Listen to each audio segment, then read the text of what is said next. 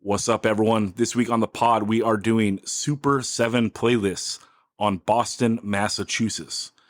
And you know I can't do this without bringing on the man that wrote Straight Edge Brothers in the Pit Together, fucking pit of equality. It's Anthony Moreski, a.k.a. Wrench. What's up, dude? Hey, Zach, how you doing? I'm doing great. Now, we're going to build out these playlists that are 7 songs, like our 7 favorite Boston punk or hardcore songs. And I want to get your take first so we can compare our lists against you if we're total posers or not. So if I had to put you on the spot and you choose 3 of your favorite Boston punk or hardcore songs, what would Wrench choose? Oh man, I don't know if I'm like the measuring stick for this, but I gotta go with bands that I think I've actually seen. So, and the band that got me in to hardcore to begin with was Slapshot, and I think Back on the Map would have to be my favorite Slapshot song. I mean, it's close, Obviously, I'm a big fan of In Your Face, but Back on the Map, just that beginning opening is so menacing, and then when it picks up and kicks in, that's definitely on there. Yeah. And then, like I said, I never saw a lot of those older Boston bands, so I'm just going to stick with bands that I've seen. I got to give it to the guys in my eyes. This Is Our Time is definitely like one of the songs that would get me going, Yeah. and get me singing along, get me jumping in. And then I'm gonna count Bane as a Boston band, even though they fly that Worcester flag. Yeah. I'm gonna put them in as Boston, and then I would go with Every Effort Made was probably my favorite Bane song. Can We Start Again is up there too, but I think Every Effort Made is like I hear it and I just want to jump in and get going. So those are my personal favorites. I know that might not jive with a lot of people. Like, I didn't mention SSD or DYS or any of those bands, but I never saw them. So I think seeing things live makes the difference for me. Yeah. I mean, hardcore is a participation sport, you know what I mean? So I Yeah. think that's totally legit. And everyone, just stay tuned and you're going to compare Wrench's list against our lists and again, see if we're total posers. But you have a project going on right now, and correct me if I'm wrong, but you're doing a video project interviewing entrepreneurs within the hardcore and punk rock genre. Is that right? Yeah, that's more or less it. So I've been wanting to do kind of more of like uh, a personal project, something that wasn't like, that I was just doing to pay the bills, which was mostly what I do. So for a few years now, I've been trying to think of different ideas, that something I could do that was meaningful to me, that might actually help other people as well. So this project it started off, the idea was like, I thought, oh, maybe I'll just do like a little series of YouTube videos, but it turned into something more. And what it really is it's Chris Friend from Bridge 9 Records. It's Sonny Finn from 856. It's my friend Greg Walsh, who was a longtime hardcore, Rochester, New York hardcore guy, and then also very big in the BMX scene. And then a guy named Steve Crandall, who is the owner of FBM Bike Company, and also very much in the punk and hardcore. So, Sonny's also like amazing flatland BMX rider. So the combination of the three of them, I mean, then they're all obviously doing entrepreneurial stuff, but that was kind of going into it. I was like, I wanted to focus on people who came from like punk, DIY, action sports, like worlds that like I was connected with, because those are like, hardcore BMX and skateboarding, even though there's really not much skateboarding at all in this, but like those are three things that were like I always connected with. And even all these years later, like, pushing 50, those are things that I'm still very much interested in, and think, they take up a lot of my mind. So those things combined with, obviously as I've gotten older, trying to make my way and make a living on my own, that's another big interest. So I wanted to combine all those things. And what really came out of it was was not. It was more about how their determination and the path they chose to follow. And it's bigger than just like a business. It just encompasses their entire life and the way they think and, the ups and downs and what they had to get through.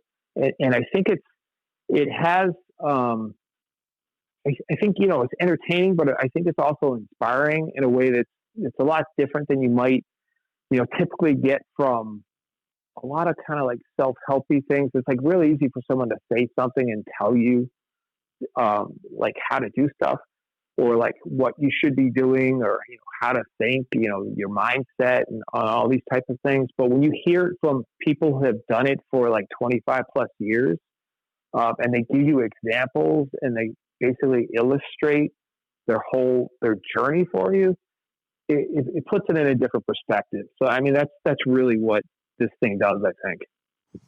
Yeah. I mean, they're living it and you're documenting that. That's super rad. Yeah. Yeah. No, I mean, I'll be honest with you. Like I started filming the thing, last, spring of 2019. And then, I finished filming, October 2019. And then, the holidays came and then 2020 happened. And it was been, I don't need to go into the details on 2020. We all know what that's about, but it's been a rough go trying to get this thing done. And really what got me through was the words of these four dudes. Like every time I wanted to just kind of throw on the towel, I'd go and sit down with the stuff and I'd listen to what they were saying to me basically. And it would just kind of inspire me to keep going. It's like, I can't, I got to push through and make this thing happen, Yeah, super rad. So how can people watch and support this project? Yeah, so right now, I'm not sure when this will be coming out, but pre-orders, we're taking pre-orders right now. We're doing it through a site called Gumroad. You can get all the details if you go to my website. It's codecprojects.com, CODEC projects.com. And basically taking pre-orders, it's going to release on November 20th. So if you order it now, you'll get an email at midnight, November 20th with a download link. There is a promo code. So the promo code is pre-order 2020, and that'll get you 15% off. Yeah, I love that. All right, say the website one more time. It's codecprojects.com. Codec. COD. Yeah. Say it. Sorry to cut you. It's not a podcast if I don't cut you off. But you say it. You say it. You're better at it. Yeah, no problem. CODEC projects.com. All right, everyone handle business. Go to that website, pre-order it. This is coming out on November 9th. So you got to pre-order that shit, and you got 2 weeks to wait. It's dropping on November 20th. Handle business. You know what's up. You also know what else you got to do. You got to subscribe to this podcast. You got to like it, rate it, review it, wherever you listen to it. Also, if you want to go the extra mile, you can go to patreon.com/185 miles south. Become a Patreon. $1 gets you behind the paywall. If you can hook it up with more, that is much appreciated. You are my personal heroes. And let's get on with the pod.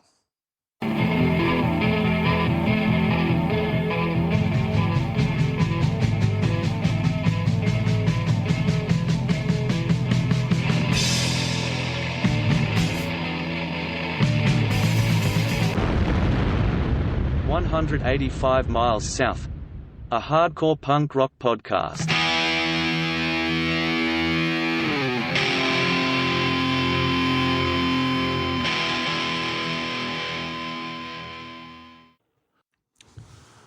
What's up, everyone? This week we're doing another Super 7, and this one we're taking on Boston, one of the great cities for hardcore in the history of hardcore. Now, help me out. You know him, you love him. It's Dan Sant from Over My Dead Body. How you doing, Daniel? I'm doing quite well. Yourself? I'm doing good, thank you. Also helping out 2 weeks in a row because the people demanded it. It's that dude who played bass for the Vows. It's Rob Moran. What's up, Rob? Good evening. And then also, because we're doing a city that we don't live in, you got to have some representation, right? Someone who can slap us when we're wrong. And so this time around, Clevo, thanks for joining us. What's going on, man? Thanks, man. I know I've been bugging you online to let me on the pod, so thanks. Yeah, this is a good first one. We need someone to set us straight, because me and Daniel are gonna go astray. I don't know where Rob's gonna go, but we'll see. Now, Daniel, can you explain the rules for anyone that's listening for the first time on one of these Super 7 pods? Yeah, so we do this in a fantasy football style. So if you select a song, doesn't mean the band is out of play, but it does mean the song is taken. And you are aiming to build a great 7-song playlist of all your favorite Boston hardcore songs. So we did the D&D dice roll, and I ended up in number 1 pick again. Rob but I will hasten to say the highest roll was a 7 out of 12. So it was, we were all pretty shitty. It goes me, then Rob, then Clevo, then the Nard Curse. All right. Yeah, and then just to clarify, it is hardcore punk, and then we let punk adjacent in, even though you get shamed for it. So, yeah, that's that. So, Daniel, let's go. You're number 1. What is the greatest song in the history of Boston punk and hardcore? No pressure, dude. I know. And I'm, the thing that we do, with the fantasy football thing is okay, it's a pretty no-brainer what band should be chosen to be number 1. But then you also think, I've got all these other songs, and strategically, do I play, but that being said, I'm going to maybe lose something else, and I'm going to go SSD Glue. Yes. It has to go number 1, right? As a former member of the San Diego Glue crew, I would have to say yes. There's something about SSD that is so interesting. It's they're contemporaries with Minor Threat and stuff, but they're so brutal. Yet they have these musical intro parts that are almost otherworldly, non-hardcore, almost they have one pseudo reggae part going into Get It Away. There's also a cool intro to this that it's almost the minute Al clicks the pedal is when the songs just go mental. But I love the sentiment of this song. I love the almost silly poetic nature of saying you got to stick together like glue, because glue is the thing that actually sticks the other things together. But I really love this song, and it was an early song for me to listen to in this genre and it was so abrasive. I was like, oh, no, put Minor Threat back on. And then slowly but surely you learn to love this, Well, and his voice is just so perfect for it, right? The Springer, singing. Yeah. Gotta stay together, gotta stay together. It wouldn't have been the same if it was a different voice. It's this song is custom made for this recording, this song, this voice. Everything is fucking perfect. It's a unity song. It's got it all. It had to go number 1. And, you cheated on the roll, but at least you chose the right song, Any of you guys want to chime in at all on this, Rob or Clevo, before we move on? The only thing I have to say is thanks, Al, for finally putting at least Get It Away on streaming services. His stance that if you weren't there, you don't deserve to hear this music is fucking bullshit. But the social media, whether it's Nancy or Al writing those posts, and I think we're pretty sure it's Nancy writing those posts. I think it is. Now that they have social media and Get It Away is online, at least we can stream that. So that's thanks for coming around. Maybe some of that Spotify money, Al can buy some wings at Kowloon. You always see him posting. Well, my boss Brian has been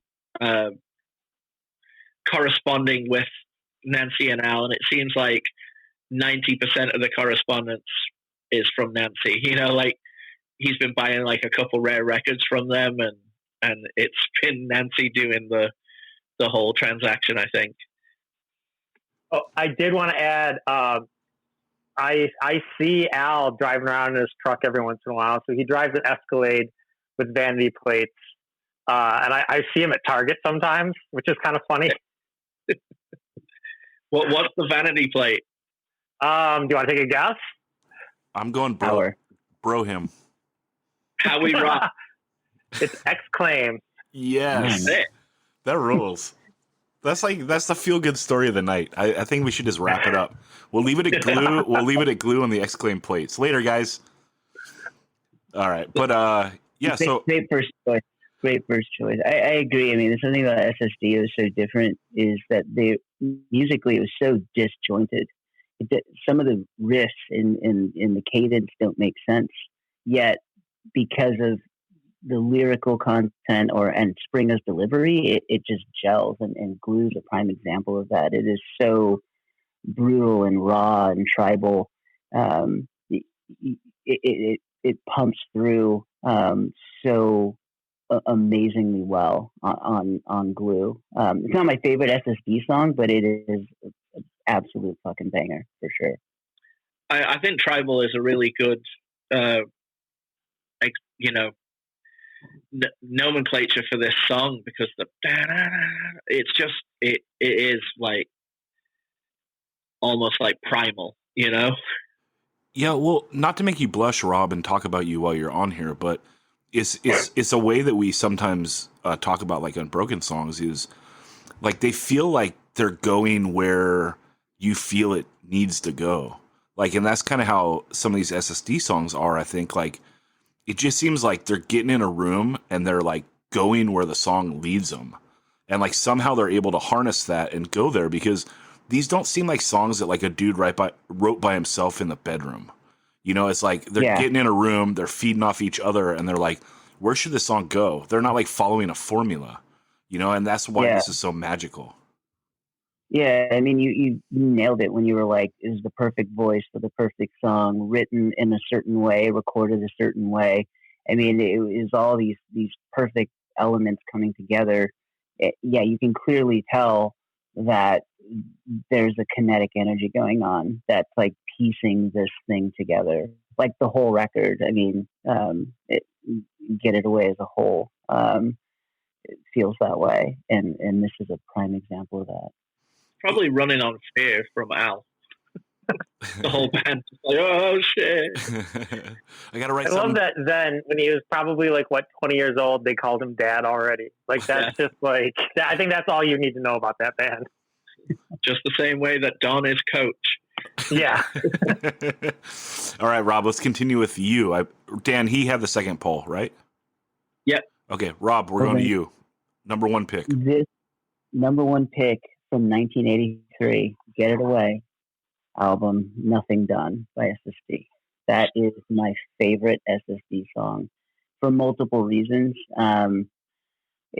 Lyrically, it just speaks of fear, especially like what's going on right now politically, right? I mean, people don't care what's going on. It's like, oh, it's happening to them. It's not happening to me, you know?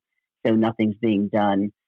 And now they're coming after you. Like, what are you going to do, right? Because no one stood up and ever did anything. And I think that still rings true, 30 plus years later. Lyrically, it still holds up. Musically, it's such a fucked up, disjointed, written song. It's the type of stuff that I love. And there was a band, SoCal band from Orange County, I believe, maybe LA, called Addiction, that turned into End to End. I know Mandel put out the discography or reissued this EP, but they did a live version of Nothing Done, and it always resonated with me, their version of it, and it harkened back to like, wow, 12 years later, 13 years later, that song still matters. And then here we are 20 years beyond End to End, covering it live and releasing it on an EP, and it still resonates like every time I hear that song. So yeah, that's my number one choice. I love it. 1 and 2. I mean, this is a band that deserves it. Like, this EP is like one of the GOATs for sure. Anyone else want to chime in on this one? It's just how ferocious it is. Like, you can imagine that members of Discharge like listened to SSD as a major influence. Do you know what I mean? Like, you can hear that furious attack in Discharge later on, on another side of the world. Which is funny because they were originally influenced by Discharge, like taking their name and, also just playing like this fast and all over the place crazy. Yeah. Iron sharpens iron. So, let's go on to Clevo. What's your number one? So for the first non-SSD pick of the night, I am going to go Last Rites with Chunks. Yeah. Oh, we just discussed Mine.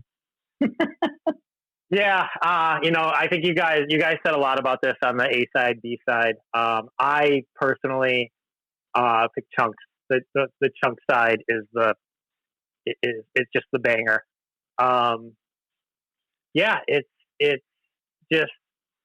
It's kind of got that same thing with SSD too, where it's just like all aggression. It's just like you want to run through walls when you hear this. It's like, it's a crew song. It's like, whatever we do as a crew.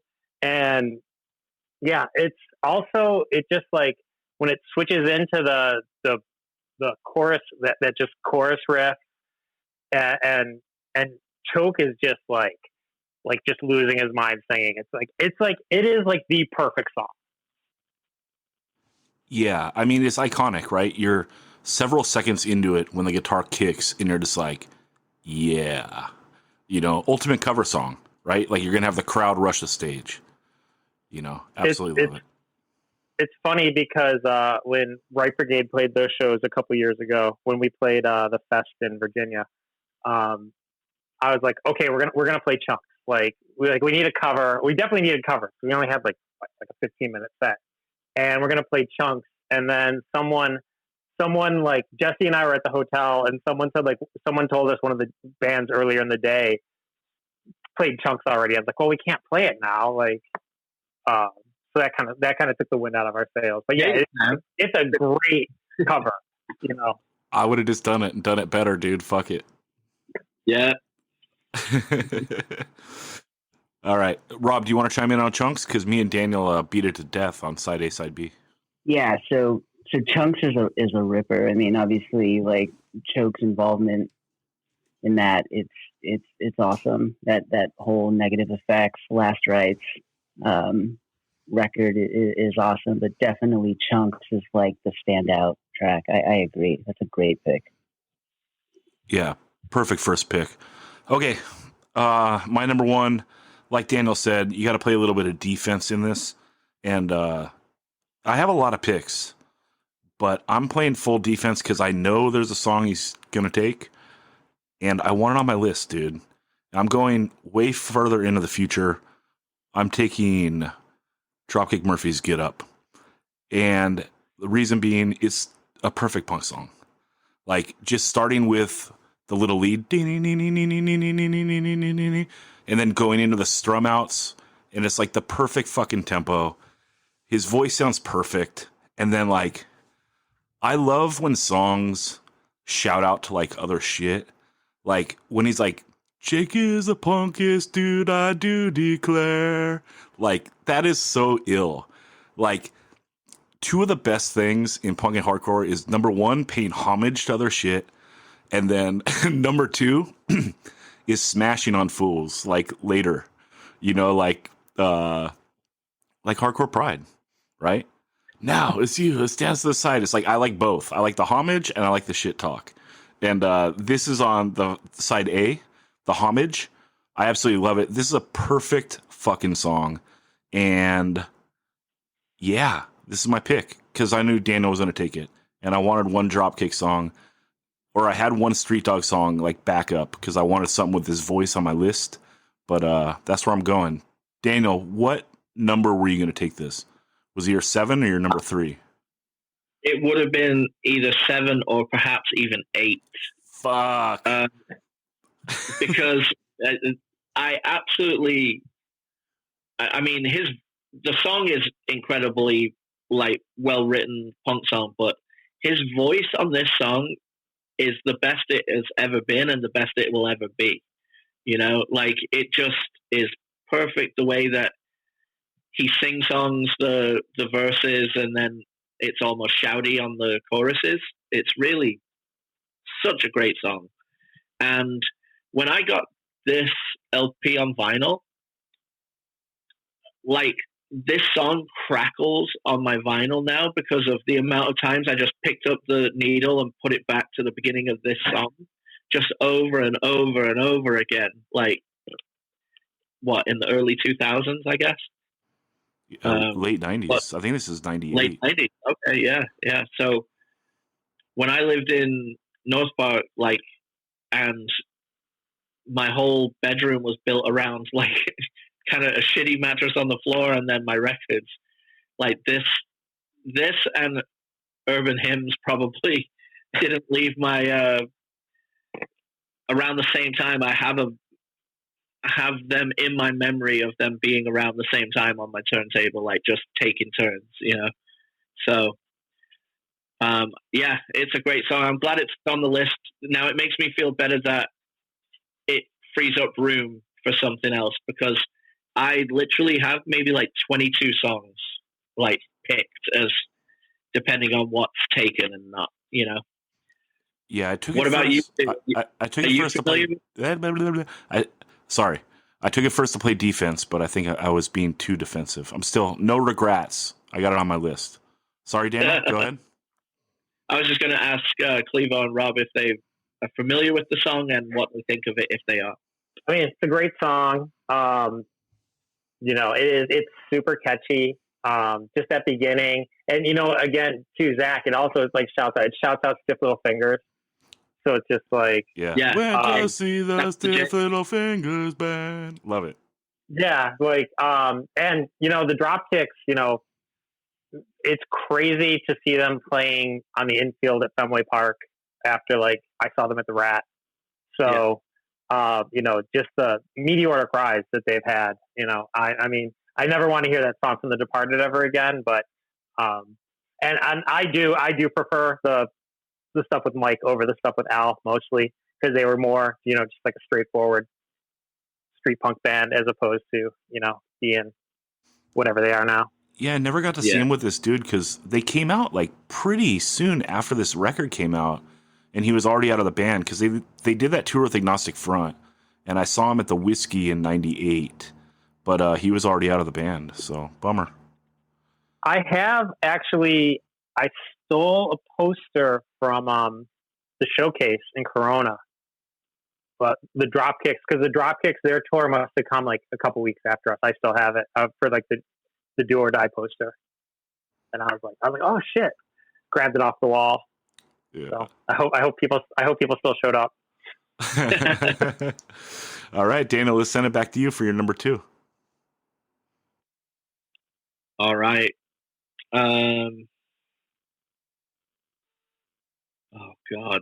Now the strategy is breaking my brain. All right, I'm going to take this one because I think somebody else would at least, and it is such an incredible song. I'm going. Oh, do I? All right. I'm going Mission of Burma. That's when I reach for my revolver. What a song! Yeah, that's a great one. Oh, so amazing. Such amazing songwriting, such amazing performance. I love the on the. Well, I guess it would be chorus / outro at the end, where the two voices are harmonizing like so perfectly. That's when I reach for my revolver. And then there's another one going low. it's such an amazing song and kind of punk, post-punk, the weird chasm in between the two. It occupies really well. And I mean, anytime you hear the song, you stop what you're doing and you just listen, you know? So that's my number 2. What do you guys think? I love it. I had a song on my list. I was gonna to melt a brain or two by maybe taking Mission of Burma number 7, but now I don't have to. So I can keep it real on the rest of my picks. I'll shoot it off to Rob and Clevo. Yeah, I love this band. I love the artwork. I love the layout. I love the lyrics, the songwriting. It is like perfect, like kind of gritty pop punk type vibe to it. It was a great choice. I love this band very much. Yeah, I mean, that's 4 for 4 because I positively love Burma. They basically invented indie rock or American indie rock with this. It's just everything. I feel like everything they recorded, even On Off On their reunion album. A little bit after that, I kind of fell off with them, but everything is just like it's like so perfect. And if you wanna have some fun, go on YouTube and search for the Burma Last Show, and you can see all the Boston Crew stage diving while Burma's playing. And the that live track at the end of the Negative Effects LP, when Choke is like, "We ain't gonna stop, fuck you." That's from the Negative Effects Open for Burma at Burma's Last Show. That's crazy. That rules. Did everybody have this on their list? I had Burma. I wasn't quite sure which song. But yeah, I definitely wanted to throw some Burma in on there. Yeah, I have Burma, but not this song. Yeah. Same. Burma, but not the song. We'll see how I feel later in the list. Rob, let's go to you for your number 2. Number 2, 1990s Slapshot Sudden Death Overtime, the track Firewalker. That song is so fucking pissed.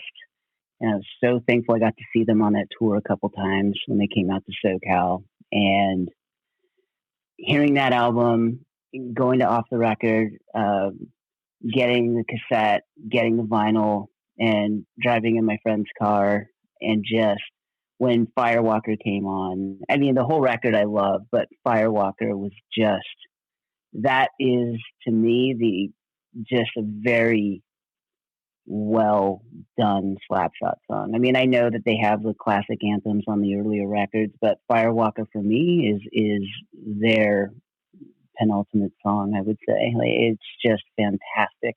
The lyrical topics, just kind of being anti-religious, and then being a massive Bad Brains fan, but hearing Choke scream Haile Selassie is a fake is just like, was just surreal to me as a kid. And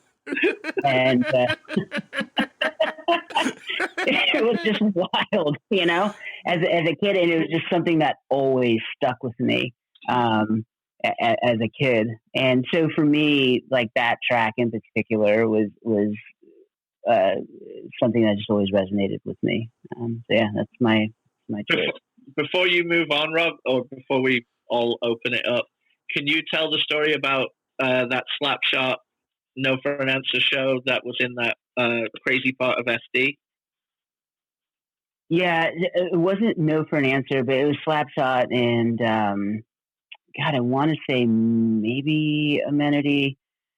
I know the Amenity guys were there. I can't remember exactly who else played. It might have been Head First, potentially. But yeah, I was in a neighborhood southeast San Diego.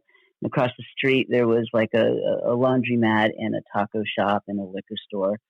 And during the show, we noticed as it got later and later, a bunch of Bloods were hanging out across the street at the liquor store. And we're inside, like, watching an opening band. And then people that were outside come barreling in through the front door. And they just said there was a big drive-by shooting across the street. So we're inside watching this hardcore show. And then across the street, It's just like drive by happened, and we're all wondering like, well, what the fuck do we do? Do we leave? Do we stay? And the promoter was like, "Oh, the show's just going to keep going." And then Slapshot played, and by the time we like walked out of the venue, like whatever happened across the street was over with. But it was kind of scary. I was like 17 when that happened. Was That's it fucking nuts. Also, well? just Real quick, Daniel. sorry. Real quick on this show. Was it Green Cat Liquor at the Four Corners of Death? I never heard of that. I don't even know what that is. Well, I think it's where Euclid crosses with Imperial. Yeah. No, it wasn't. It was that area, but it was not. It was not a corner. Like it wasn't. There was no major cross street. It was just like on a street, and this just happened to be a VFW hall across the street from this little strip mall. Okay. But yeah. Speaking of people being scared at this show, can you tell us what happened during the Slapshot set? During the Slapshot set, didn't Choke have his hockey stick and scare the shit out of Dan O'Mahony? Oh, that was that was at a different show. That was a different show. That was at Spanky's. Okay. Yeah. You're getting shows blended. Yeah. So yeah, we went and saw the show and Dan O'Mahony was there, and while Choke was singing, he had a hockey stick and like pretended to like swing it, and Dan O'Mahony kind of like flinched. It was kind of funny. Yeah. That was up at Riverside Spanky's. Yeah, same tour, just a different night. Oh, okay. Yeah. Rob, after Judge played Chula Vista, what did you go and have to eat? No, it's playing. Okay, let's shoot it to Clevo for your number 2. My number 2 is I'm gonna go with Jerry's Kids. I Don't Belong from the Is This My World record. Awesome.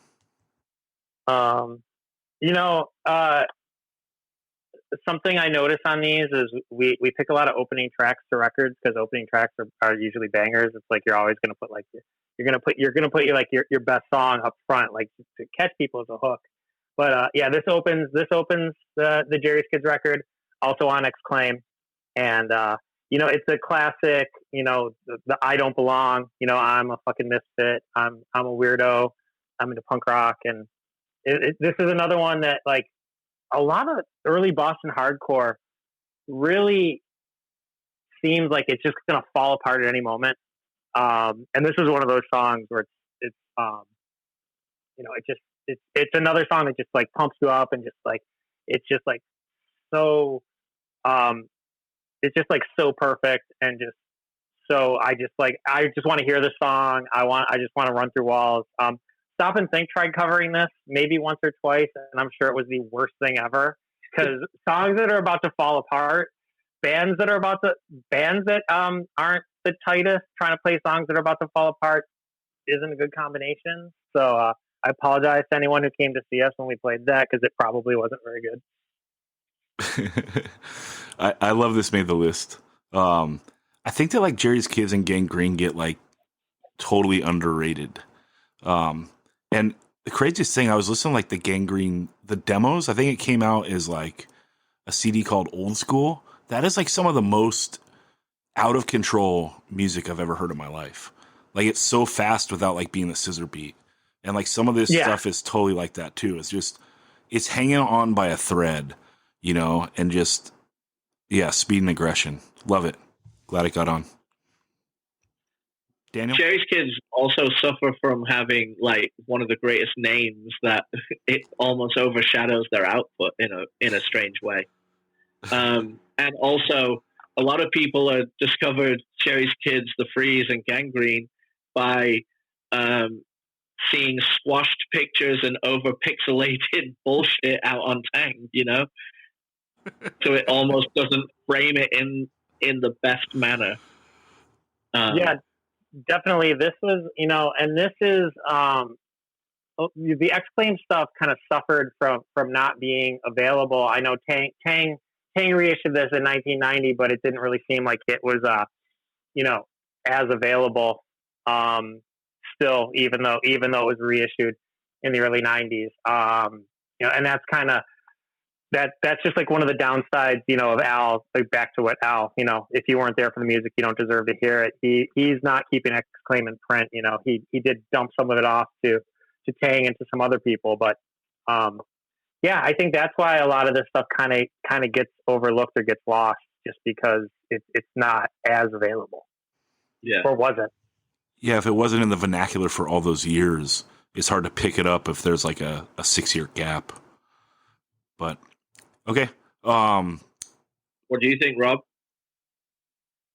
I mean, I like Jerry's Kids, but they weren't like one of my like favorite Boston bands. And I think there was just other stuff that I was kind of more into. I guess kind of what was just said, right? The kind of the more popular kids in school during that era. I was kind of more into that stuff. Okay, I'm going on to my number 2. And I'm gonna pluck a big dog, dude. I gotta do it, and I gotta go old. I'm taking DYS Wolfpack. This is one of the greatest fucking sing-alongs of all time. Everyone knows the words. I hope everyone still knows the words. I obviously miss this band, but Chorus of Disapproval covered it. And like it was huge when they did it, and this is like on all my best hardcore playlists. It's just, I don't know, like the ultimate kind of chant. You have Slapshot that does like a chant, but this is like a song that's also a chant. I'm trying to think of other things that would like kind of be like it, and I can't, which is wild because like this formula is created that long ago, and it's like no one really touched it since, like in this effective of a way. So like it just stands alone, and that's my number 2, DYS Wolfpack. Daniel, what you got on that? I mean, it's an incredible song. If DYS had never come back, this probably would have been one of my first picks also. But seeing them in Affliction gear and it was too rough to handle. And the song about the Boston Terrier, I just can't let them off. But seriously, this song is amazing, and the chorus cover is amazing too. Yeah, I'm glad you mentioned that. But yeah, what do you guys think? I mean, it's a classic. I mean, obviously, we were talking before about stuff being available, and Tang put out the Wolfpack record / cassette like in 89 or 90. I remember getting it like when I was in high school, because I was always like, oh, DYS. Like it's one of those things where like, DYS was a band probably still when I was first getting into punk or hardcore, but like those records were just not available to me. So like I'd never heard SSD or never heard any of that stuff until much later. But that Wolfpack cassette came out, I remember getting it, and like this is the first song on it, and I was just like, holy shit! Like 17 years old, like my whole world had changed once I had heard that. Yeah, it's a ripper. It's like a stomping like punk, like hardcore. Kind of has like kind of that early Boston tribal sing along sound to it, especially this track. And I mean, it's a classic record. I mean, to Daniel's point, it is hard to take years later seeing it live again, but but definitely for the document that it was in that time, it still holds up. It's a classic. And a little known fact is the bass player of this band played on the No Runner 7-inch. John Anastas, who plays bass in DYS. So while we were doing the layout for the No Runner 7-inch, Rob just kept singing over and over again, like, and got Mandel into it. Is he John Anastas who plays bass in DYS? Over and over again, and then it came to a point where what did we do? Did we flip a coin, or did we? No, I just said, fuck it, just say John Anastas played bass. Yeah, but then I couldn't get it out of my head, and I was so obsessed with singing that. And Mandel was like, "Yeah, fuck it," and threw it on there. Well, no, there was something because I was anti it, and then it was either probably Philo game for it or something. Yeah, there was something that we did where I lost spectacularly, and in the layout it says John Anastas played bass on these recordings. And then Al from my mind just went blank. Al with the fanzine, God, Suburban Voice. Yes, Al Suburban Voice reached out and he's like, "So when did John play on these recordings?" I'm like, "It wasn't John Anastas, sorry. It was Rob being dead." So, well, thank you for that, Daniel, and let's go on to your number 3. Okay. All right. I am going to strategize here. This may not have been my number 3. There may have been a couple ahead of it, but I know other people are going to take this, so I am taking it now. Suicide File, A Song for Tonight. Yeah. What an epic tune. This, like, you hear Suicide File on the EP first, and then, you're even listening to the LP all the way through, and then this song comes on at the end, and oh my God, what a show stealer. Weinberg's voice on this sounds incredible. Niraj's songwriting also incredible. Obviously Jared on drums, impeccable. Just that, I'm fucking freezing. And then the way the song ends with it just falls away, like flash, and he just screams the last line as there is no finality to the music. It just kind of, each instrument just kind of stops. And I think it is the perfect way that the album ends, and it is the perfect way that this song ends. I'm glad I grabbed it, because it is a fucking 360-degree banger. Yeah, I would say that this is the song that bumps Suicide File from like really, really, really good to great. Because the EP is awesome, and this record is fucking awesome. But to cap it like this is like, oh my God. It's like next level. Like, you hit the slow song and knocked it out of the fucking park. And Daniel, you're right. Yeah. Like, it bookends perfectly, right? Like the way it comes in, wrap your arms around me, I'm fucking freezing. And then the way it just like kind of trails off and like falls apart. Like, to hit a high note like this on the end of the record is just like, you're almost just like in awe of it. Like, okay, you win. Like, I'm just going to stop writing music. Like, I can't hit on that level, so why try? Yeah. So. An incredible choice, incredible song, incredible band. Like, yeah, that song in particular is the ultimate. That band was so good, and they got better and better, right? As they tightened up as a band, songwriting changed with subsequent releases. But that song, like, being able to do a burner like that, is awesome. Great choice. This is such a standout song. The only thing that I would say about it is it's such a standalone track for Suicide File. Like, this is just not indicative of them, I don't think. Like the rest of it doesn't sound like the rest of the LP. It doesn't really sound like anything on the EP. Like, but it's just such a force, and it's like in your face, and like it's just like it is like at the end when Dave, it's just Dave it's like it's just chilling.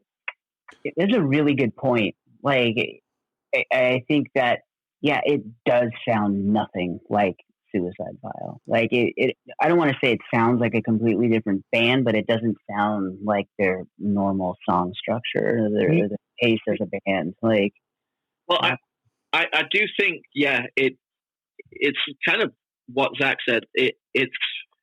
They're so good and so amazing at what they do, but then the emotions got to them on this one in particular that just took them into that next level where it was just so like open heart surgery as a song, Oh, definitely, and it's a great album closer.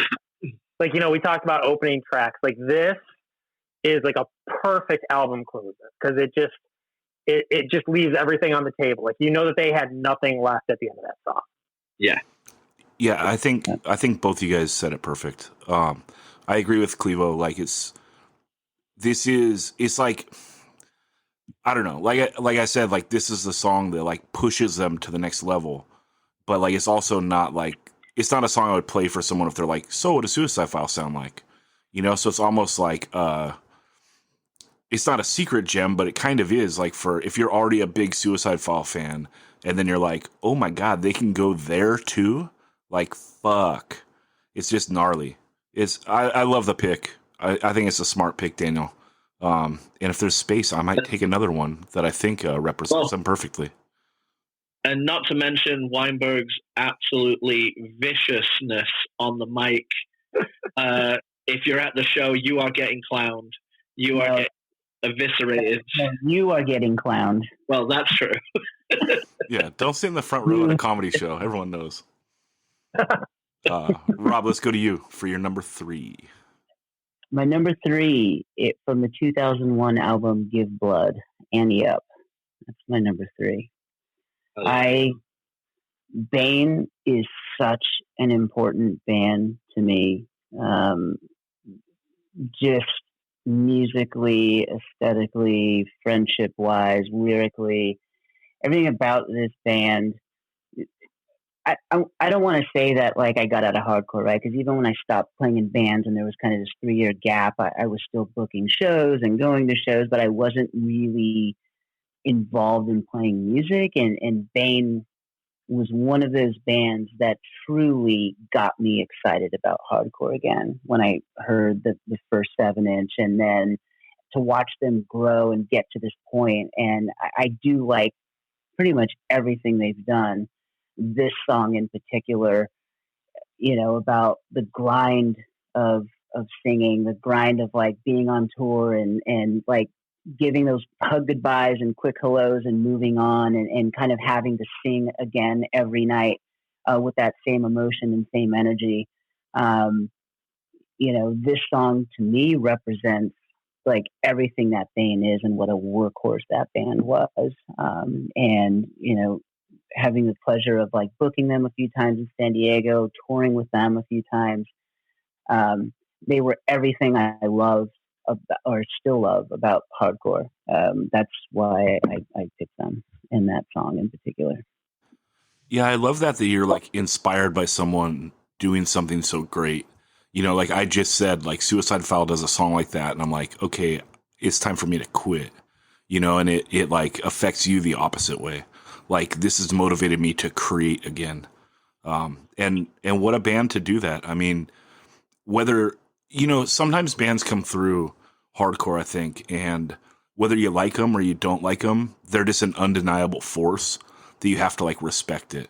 An example for me would be like Death by Stereo, like right when they hit after the first album, like that stuff didn't resonate with me, but like you would see them and it would just be like, this band is fucking great. Like, I don't know why this isn't resonating with me, because like they're an undeniable force. And I think that like the people that aren't into Bane, like they got to feel that way as well. But I don't know how you don't get into something from Bane, because it's undeniably good. Like, you're going to find something in the catalog you love. Daniel, what were you going to say? I was just going to say, what a lyricist Aaron Bedard is.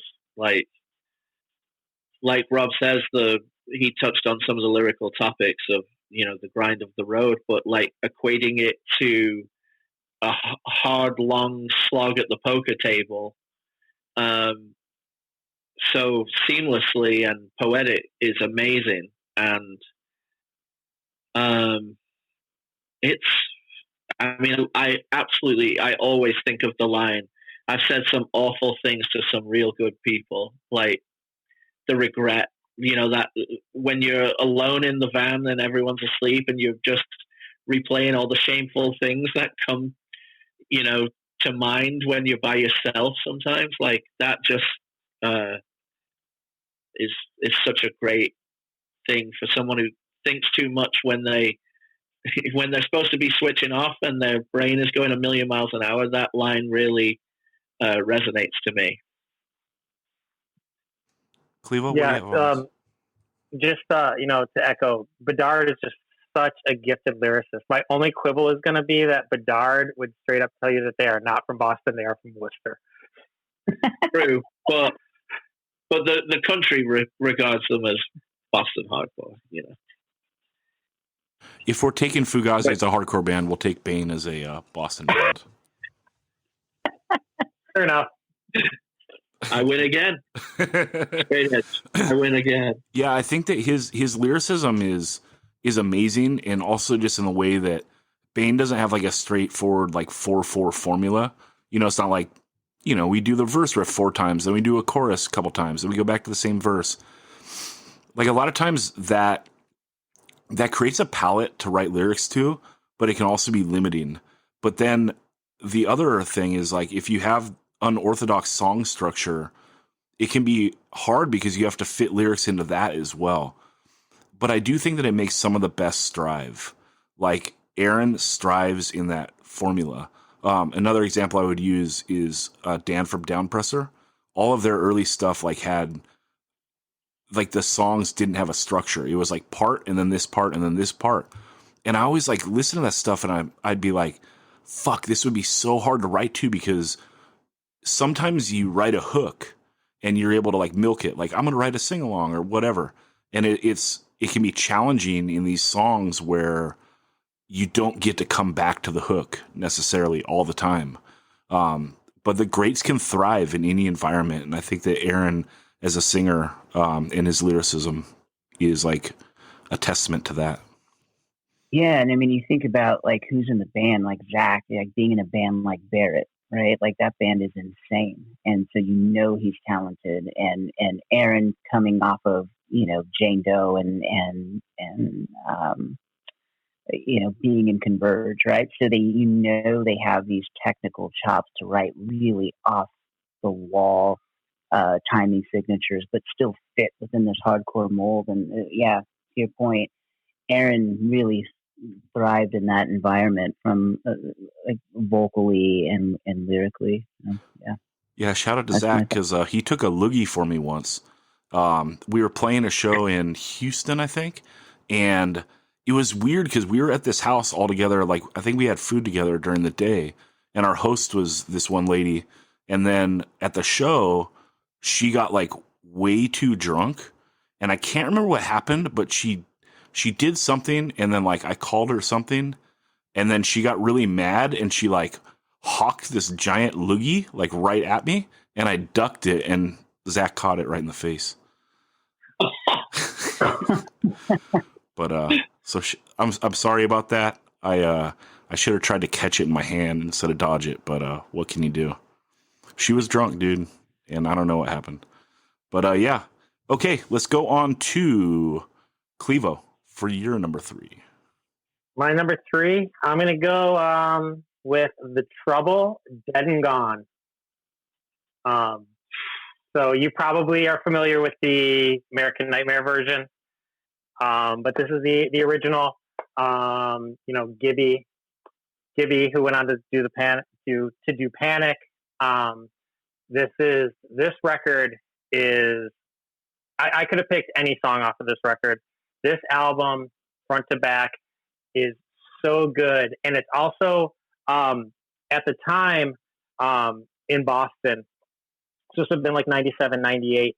there were kind of two scenes. So there was like, you know, the new youth crew scene, the hardcore scene, and then there was the Rat scene that was a little more punky.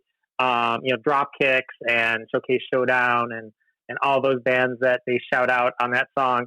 That was like the other scene. And my roommates at the time were booking shows. Dickhead United, shout out to them. And they were trying to do really varied shows and trying to get like the scenes together to get more kids to come out. And the trouble is, like, we don't want to play hardcore shows. And that was such a missed thing for them because so many people missed out on these guys originally because they weren't necessarily playing like straight hardcore shows. They were playing more punk shows. But yeah, this song, you know, like I said, any song on this, you know, it's, you know, got a little bit of a street punk feel to it. A little, you know, it's punky. You know, you have a singer wearing a white belt and a Bell and Sebastian extra small shirt on stage, singing about like, you know, just like straight up like ultra violence. It's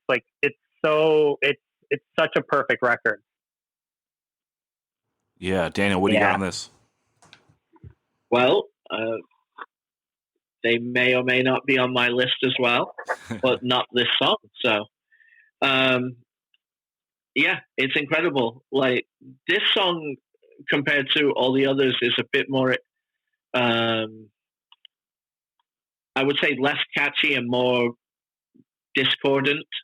But I mean, it's hard for the Trouble to not be catchy. Like, the songs are perfectly written, and I really love the whole record. I really love everything about them. It has like almost that reggae beat at the beginning, you know, with the guitars, and then, you know, when it goes into the verse and you know, and then at the end when it's just Gibby singing, you know, each day a reminder of my mistakes, each day a reminder of what it takes. It's you can tell that he's like, there's a little bit of channeling Ian Curtis a bit on the talky delivery of the voice. Yeah, I mean, they obviously cover Insight on the album, so yeah, I love this album. I love this band. Yeah, they're on my list too. Not this song, but yeah, they're on my list. But yeah, this fucking record is perfect, and start to finish, everything about it. The layout, the recording, the music, the songwriting, the lyrics, just everything about it is a perfect, like, gnarly, raw street punk record. Yeah, I love it. Absolutely love it. All right, I'm going to take my number 3, and I'm going Daniel. Shout out to Daniel, because I'm taking Slapshot, Chant, Indie, In Your Face. Can't have one without the other. You know, the Chant is the fuck. Okay, so first off, I've never been fucking straight edge, you know, but I love hardcore as much as anyone, and most of my favorite hardcore bands are straight edge, and so it's kind of like a fucked up thing you got to deal with. And I remember when 10 Year Fight played Laser Star, it's like, I think there was like 8 people singing along to the song, but like the show was pretty packed and sick. Clevo, you remember that show, don't you? I remember bits and pieces of it. Okay. Yeah, I mean, you're playing like a laser tag place, and like we did shows like in the area where you would go have a pizza with your family and move the tables out of the way. But I remember like this song, and I was like looking at all the other people singing along with me. I was like, hell yeah, 7 out of the 8 people here like aren't edge. You know, like we're the ones that know the classic material, you know, like this is not like a Better Than You club, which it comes off as a lot of the times. And shout out to Todd Jones, the only straight edge guy singing along. But yeah, kill any man with a beer in his hand, because if you drink, you're not a man. Like, fuck, if you don't think that's funny, like, whatever. I don't fucking care about your opinion. It's great, straight edge or not. And then just to kick in, I mean, Slapshot, they do the best job of like, their riffs are like as catchy as the vocals. You know, like if you think about this song, if you think about like Chameleon, you know, like every song, the guitar part is like almost as catchy as the lyrics. And like Choke is not going to let the guitar like one up him, so he's going to come in even catchier.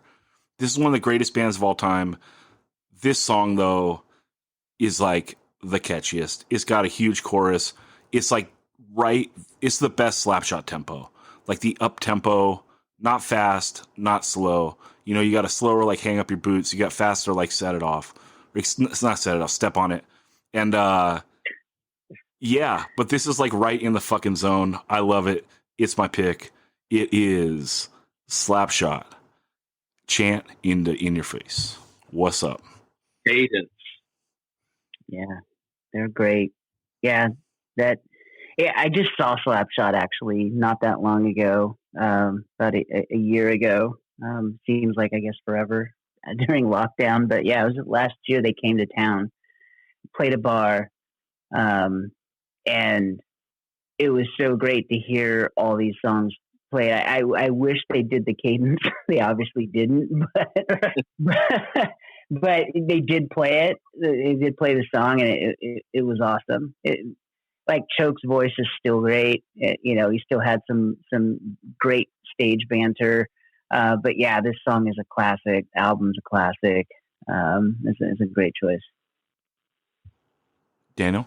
Yeah, we 10 Yard Fight covered this song for the Slapshot tribute comp, the Boston Drops the Gloves comp. So, you know, obviously it was like we had to do it. Like they were like, we want you to be on this comp, and it was basically we had to do this song. That was like we didn't have a choice.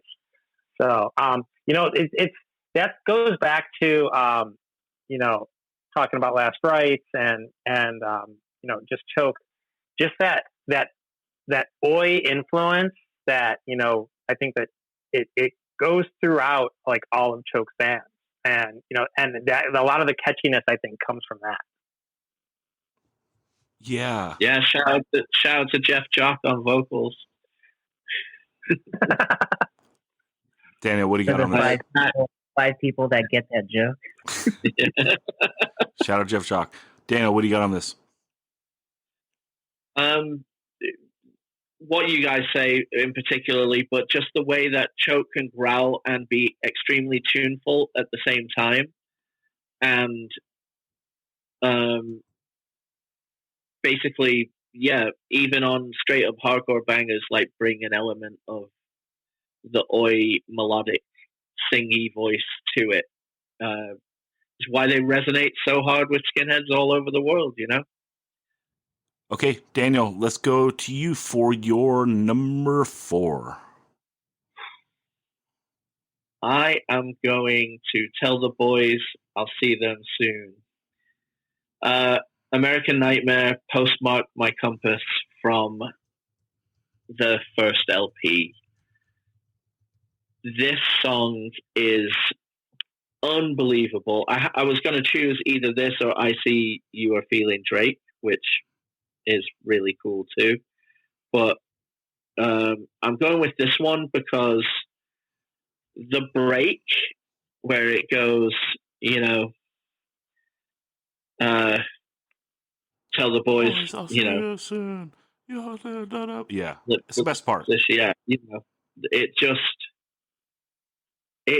is incredible. And then when the guitar comes back in on that part, and it's somewhere between all hell breaking loose and like a stomp at the same time. You know, like it's very, it's just emotion filled, but it also has just this mean hardcore stomp behind it as well. And I think that's what they did more than anything, is able to bridge the gap of like absolute pure raw emotion with pissed off amazing hardcore music, you know. And I think this is my favorite song, I would say, of theirs. This is the best song, I think, you know, as like a casual American Nightmare fan that wasn't 100% on board until this LP, this is like the standout song, I think, of what like catapults them to greatness. But yeah, it's just me. Clevo, what do you have on this? Yeah, I mean, it's you know, going back to what we said about about Bedard, Wes also just has a way with words, and I also feel like AN is just such like a time and place band for me, just because it was the end of that Youth Crew revival thing in Boston, and everyone just started like doing different stuff. Right Brigade was happening, American Nightmare was happening, Panic was starting, and all the older bands were breaking up. Bane was still doing their thing. Suicide File was starting up, and it just was like a changing of the guard, and like it's crazy the influence that American Nightmare was started as a joke on the Rev board. It's like Wes was like, I'm starting a band, like I'm playing drums, like, and like it was just started as a joke to the point that like it just became like this huge thing that so many people were just all over, but they were really the ones who did it, and they did it well. Rob, what do you have on this? Yeah, great choice. I think this record is a classic. I think it's a very important record. Lyrically, musically, it set a gold standard of what a hardcore band I think could be. Start to finish, every song. I See You're Feeling Drake is my personal fave on this record, but obviously Postmark is killer. But there's no denying that part of the Force is not just the music, it's the sonic delivery of how Wes does his vocals and the lyrics behind it. I'll never forget when the only thing I ever heard was like a demo or something from them, and I kept hearing about this band AN and how people were going crazy for them, and I heard this demo, and I was like, why are people going over crazy? Like, this is horrible. Like, why are people into this band? Then we played a back to school jam, OMDB did, and I saw AN, and it fucking blew my mind. I was like, this band rips. And then I remember that night ended up staying at Wes's place, and we just talked all night, and I ended up getting he dubbed me a copy of background music before it had come out, and I was just listening to it a lot when I got home, and I was like, hey, I really want to get the lyrics to this because it sounds very important, like what you're saying. Like, I can't make out all the words. And so he emailed me all the lyrics, and then it just further solidified like how important this band was going to be. Not just to me, but I think to people in general. And the fact that when they've done these reunion shows, people like come out in force to come watch them play because there's something there that's very visceral from an emotional and sonic level that people want to be a part of that feeling. To me, they're very important bands from Boston. Yeah, I will say that I agree with both Rob and Clevo in the same way here, that the people need to tap into this, especially if they discover this band after this band was done. And these reunions are so important for those people, and it means the world to see these bands that they've poured over these lyric sheets with the most amazing like prose as the lyrics. But I will also agree with Clevo that it was a time and a place, and I don't want to sound like Al Burrell saying, "Oh, if you weren't there, it's But when they did the reunions, I just was like expecting to feel a certain way, and it didn't capture me like that because it was such a time and a place where the urgency and the insanity of what it was then, especially like Tim Bomb with the gate on, like when they would stop a song and it would be that noise ringing out, and they would tune real quick and then just come straight back in with just manic, ferocious energy and emotion. And to see them later on, it just couldn't do that for me. But that's not to say that background music and the first 2 7-inches are some of the most important hardcore records in my entire collection. Like, they've meant the absolute world to me, and that's why this song being my favorite one of them has to be on the list.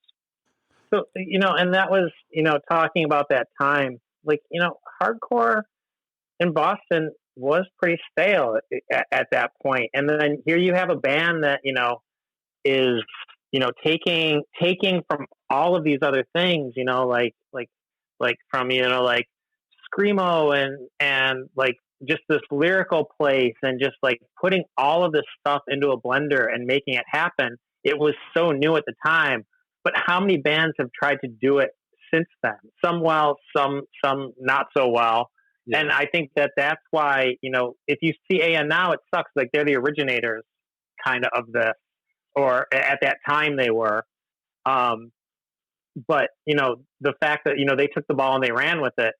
And then to see them now, and it's like, well, yeah, I've seen other bands do this, but it, like the other bands don't have the lyrics, and they just do it so well. The other thing I wanted to say too is it's a shame that demo sounds bad because the songs are good. And if you hear the songs, like you would see the songs live, or if they've re-recorded those songs are still good. It's just such a shitty recording. Yeah, it really is. I just want to push back a tad on just like the time and a place thing, just because I think that when you put out an LP this good, it transcends and it like lives forever. And I didn't see them on the reunions, and I saw them a bunch of times like in their first incarnation. And like I've said before, I'm not a super fan, but this LP is so rad and like still holds up. And part of the reason I've talked about it before on the pod, but it's just the vocal delivery is so abrasive, and I love that it's like multi-layered, right? Because I was thinking in like the late 90s, all the singing was like so safe and sounded like decent, and then a lot of stuff in the early 2000s as well. Like a lot of the hardcore bands in the early 2000s that were playing like semi-melodic, it's like, your mom could come into the room and you're a teenager and she's like, oh, like Johnny's listening to good music, like whatever, and then I was just thinking like, isn't it crazy that a band that sounded like Youth of the Day at one time was like one of the most popular bands? Like in my head, I was like, I don't think that a band that sounds that abrasive can ever be that popular again. Like it didn't make sense to me in my head, that's like not metal and it's just like hardcore punk and super abrasive. And they came out, and Wes's voice on this record is so fucking shredded and unappealing to the non-punk ear that like for them to like transcend and be popular is like fucking amazing to me. And it still is. Like listening to this, like that voice is so brutal. And then I love so much, like this type of lyrics does not resonate with me as much as it does with you guys, even though I 100% respect it. What I love about it is you have that abrasiveness, but then if you peel back a layer of the onion, like there's so much like depth there. And that juxtaposition, along with like the music and all this, like it just makes it so great and timeless. And they were able to like put it down on an LP, which is like the ultimate format. And I just think it's timeless.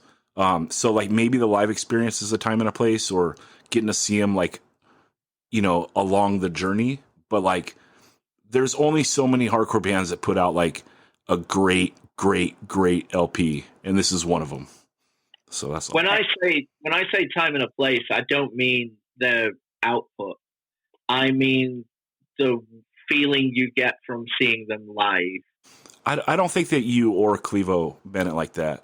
I wanted to clarify like how much I think it's important that like when great bands are able to like put the stamp down and like actually harness everything into a record, especially if it's an LP, I just think it should be noted. That's all. Yeah, and I think transcending is a perfect description for this record. I will say, just kind of touch on one more thing. What's interesting is there's I don't want to say very few, right? But there, at least in punk and hardcore, a lot of people don't realize like what an instrument your voice can be. and how you add texture to songwriting. And West was able to do that with this record. He did it with a lot of the Some Girl stuff.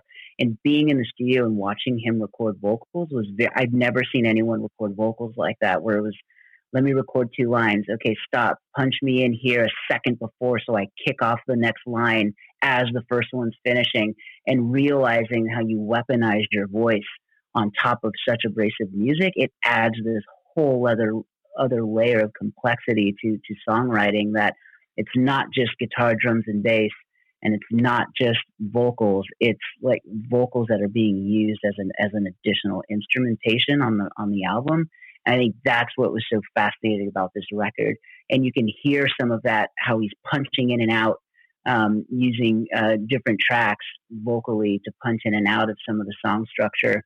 And it was fascinating to me when the Some Girl stuff, watching him punch in and out, and going back and listening to background music, I can hear some of what was going on with that. It was fascinating.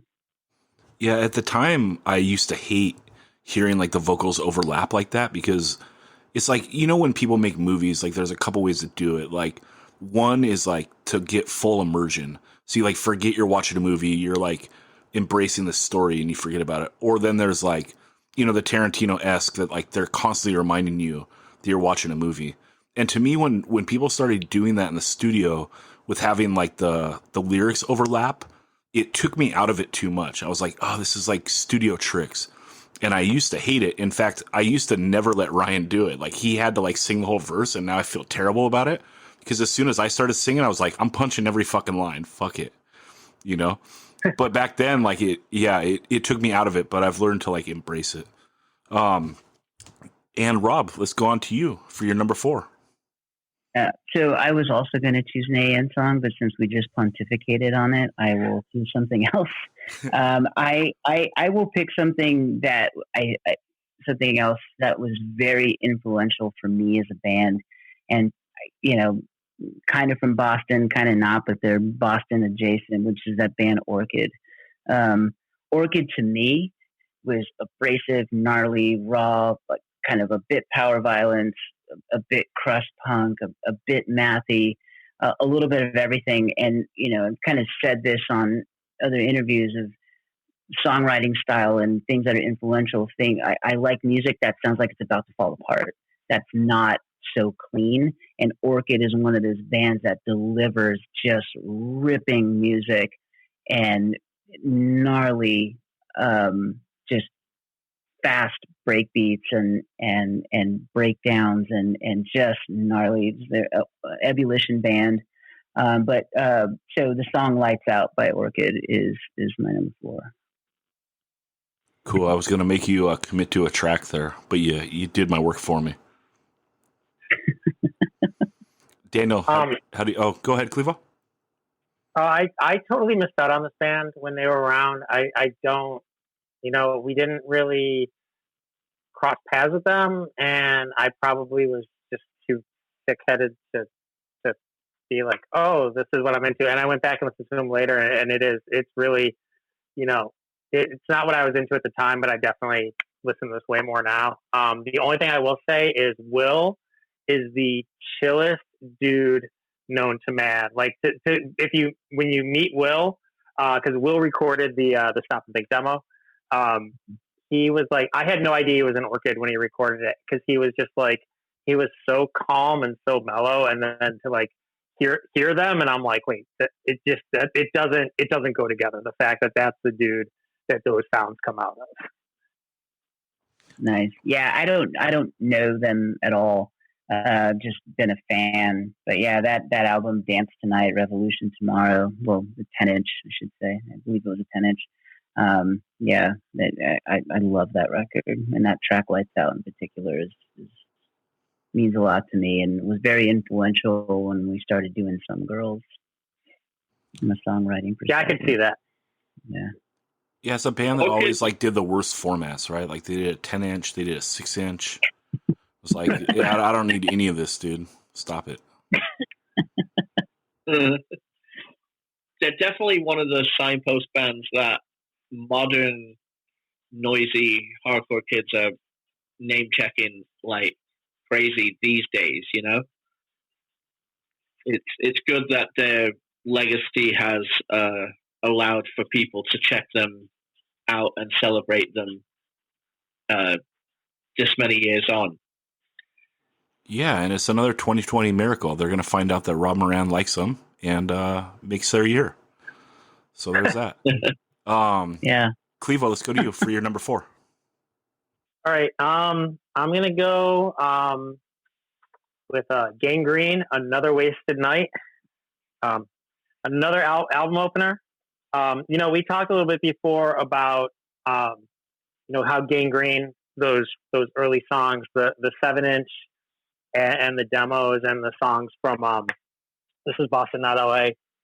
They all sound like they're going to fall apart, and they're all like, pretty juvenile, and because they were kids. But Another Wasted Night, a little more melodic, and the lyrics are, they're way more introspective. I've become a disgrace to this town. I lost another friend. So I drink Budweiser religiously. Oh yeah.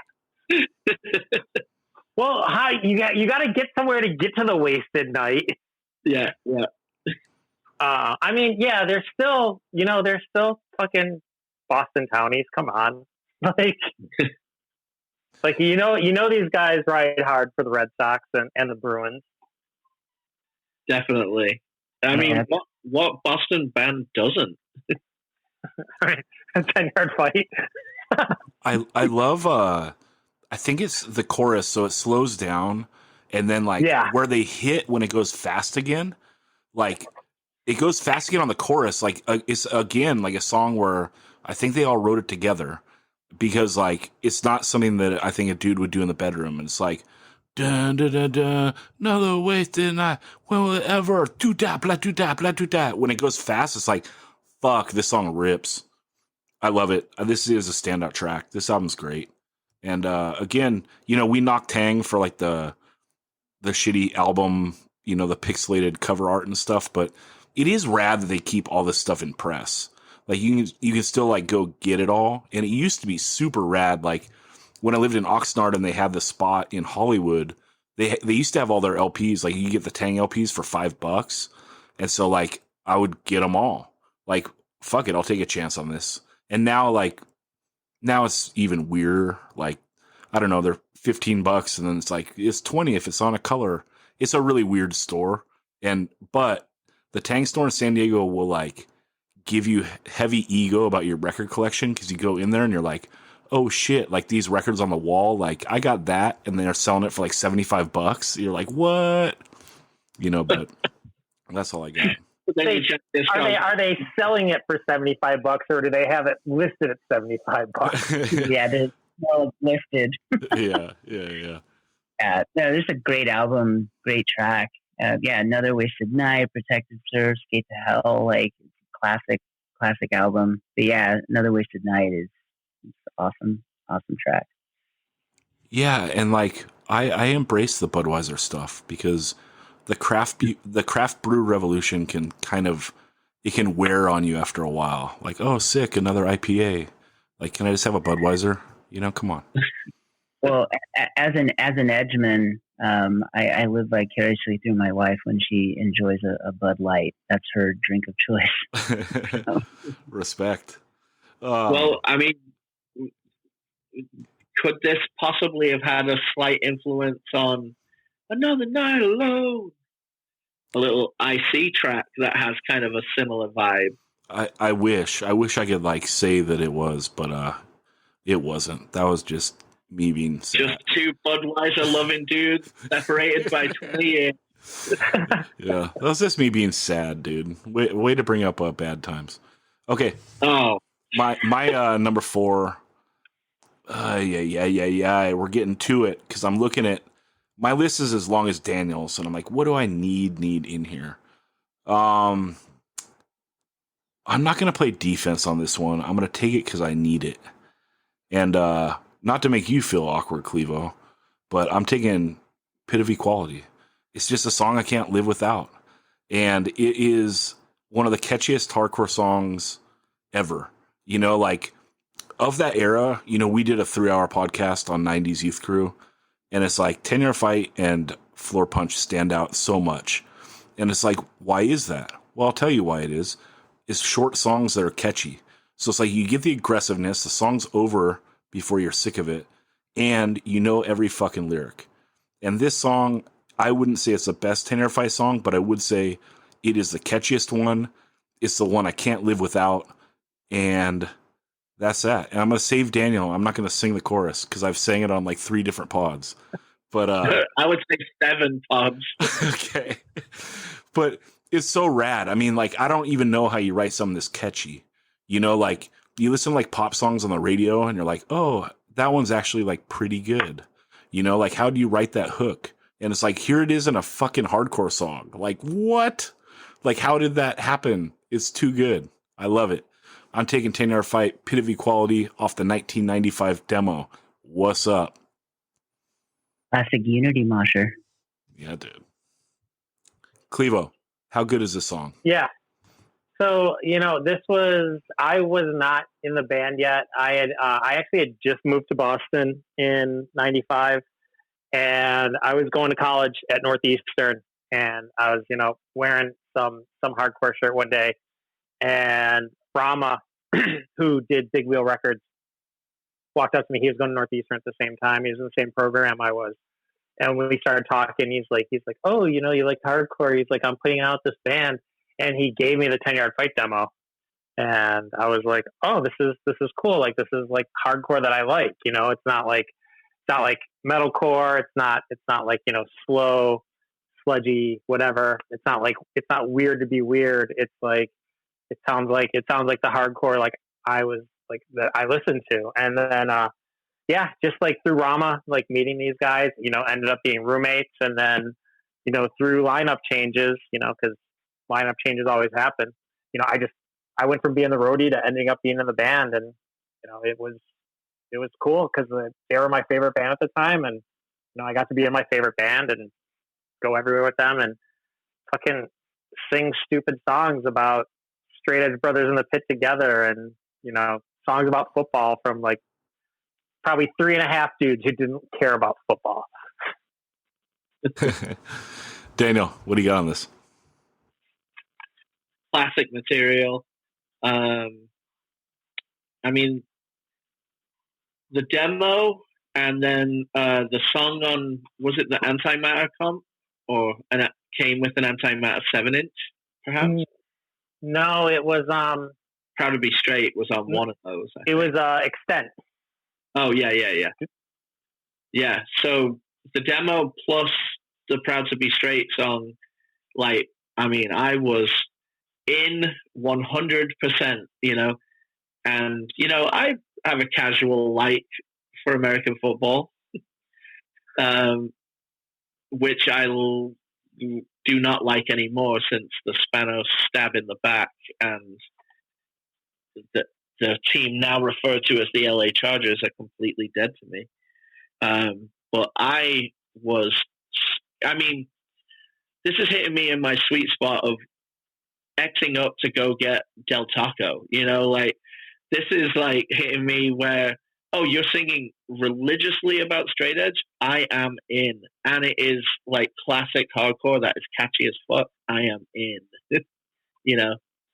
So I loved it, still love it. And it's a great pick.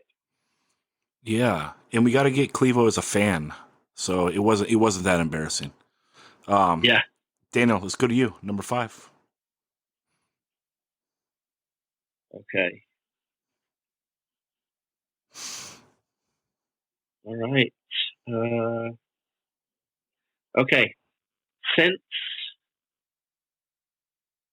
Clevo took the trouble, and Rob is probably going to take a trouble song, I'm going to flip and go The Explosion, and I'm going to go God Bless the SOS by The Explosion. Hit. That was excellent choice. Strategy. I was going to do either The Trouble or The Explosion. Sam Cave, basically the songwriter for both bands musically.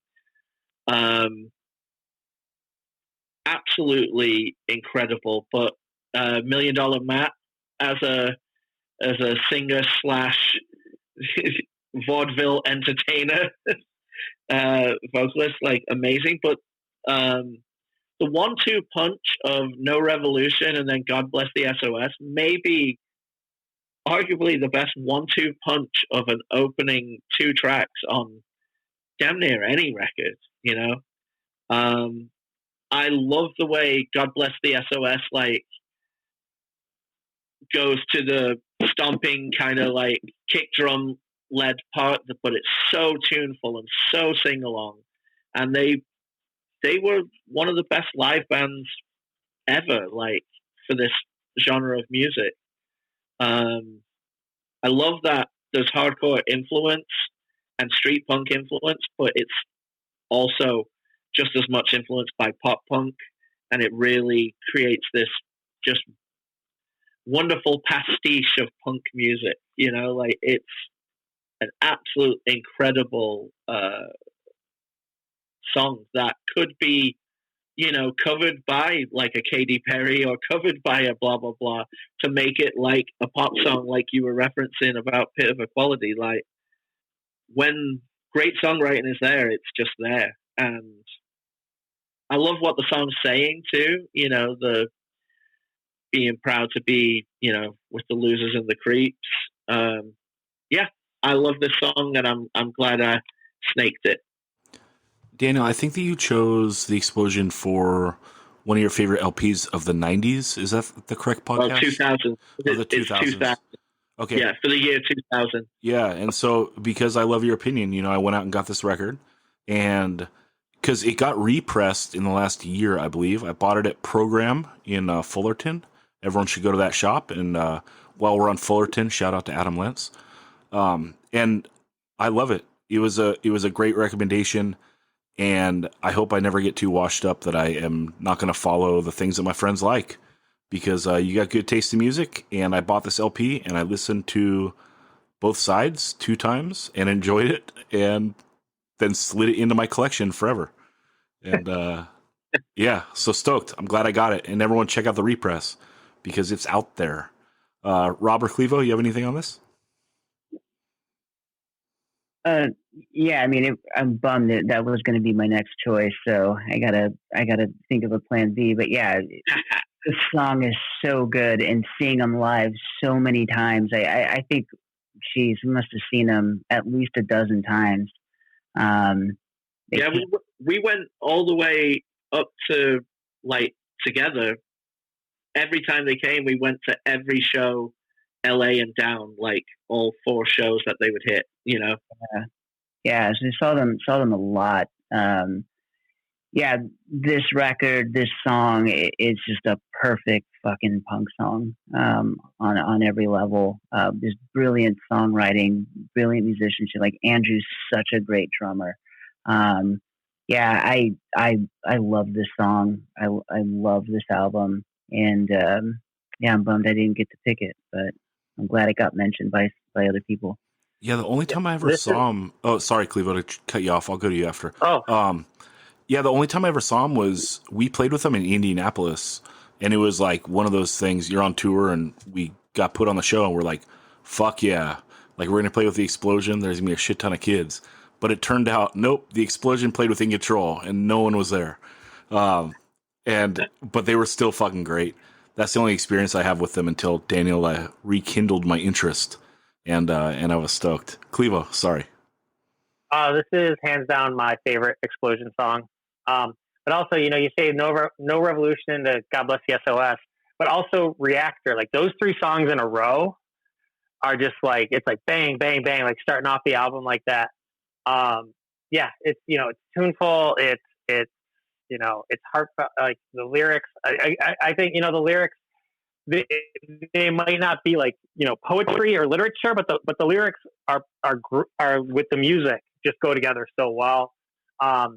I'm super bummed because right before quarantine, the Explosion were supposed to play Boston, and that was like probably the last like event that I was actually going to go to before everything got canceled. So, oh shit. super pissed about that. Yeah, they were playing about, and they haven't played Boston in forever. They've done a bunch of shows in New York, a handful of shows in New York the past couple of years, and Philly, and maybe Jersey, but they haven't come back to Boston in so long. I was so excited and just get to hang out and see them. And then it was like, I think they played the show the night before, and then it was like, yeah, we're not safe, we're not comfortable driving to Boston, like with a pandemic about to hit, so they canceled. Fuck, what could have been? Rob, let's go to you. Number 5. Number 5. So I'm going with Converge, Fault and Fracture off of Jane Doe. I find this record to be highly influential, genre bending, genre changing, the recording, the music, Jake's vocals, the lyrics. This album has it all, but this song in particular, I find to be very influential for me, just as a songwriter and what they've done for hardcore. I think as people and as a band, from the label, recording studio, everything that Jake and these guys have done. I think it speaks volumes to the impact they've had on Boston hardcore and beyond, and to see them grow as a band, album after album. But this song was the moment where, I enjoyed the earlier stuff, but that Jane Doe, when this song hit, I was like, fuck, this is a game changer of a song and of an album. So that's my number 5. Yeah, I mean, definitely everything they did is insane, right? Like, their mark has been left 10 times over, both with the band and the label. I remember the first time I saw them, they came through, I think on the Forever Comes Crashing record, and played the showcase, and it was like sold out. I was just like, this is fucking insane. And another band, like how I spoke of Bane, where even if like it's not your thing, is completely undeniable. Not only like as a band, but just like their contribution to the genre in so many different aspects. Daniel, what do you have on this? Converge is undeniable. Influencers.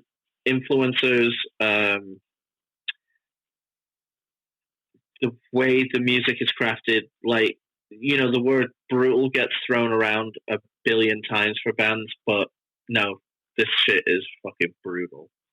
The thing is with Converge, like, they don't speak to me as much as they do many other people, but one of my favorite live experiences is watching people watch Converge, because the music is so erratic and insane and hard to move to, but people want to lose their minds to it. So it's this weird thing of seeing people like shake and almost spontaneously combust to the band until like a breakdown that is quite apparent comes along.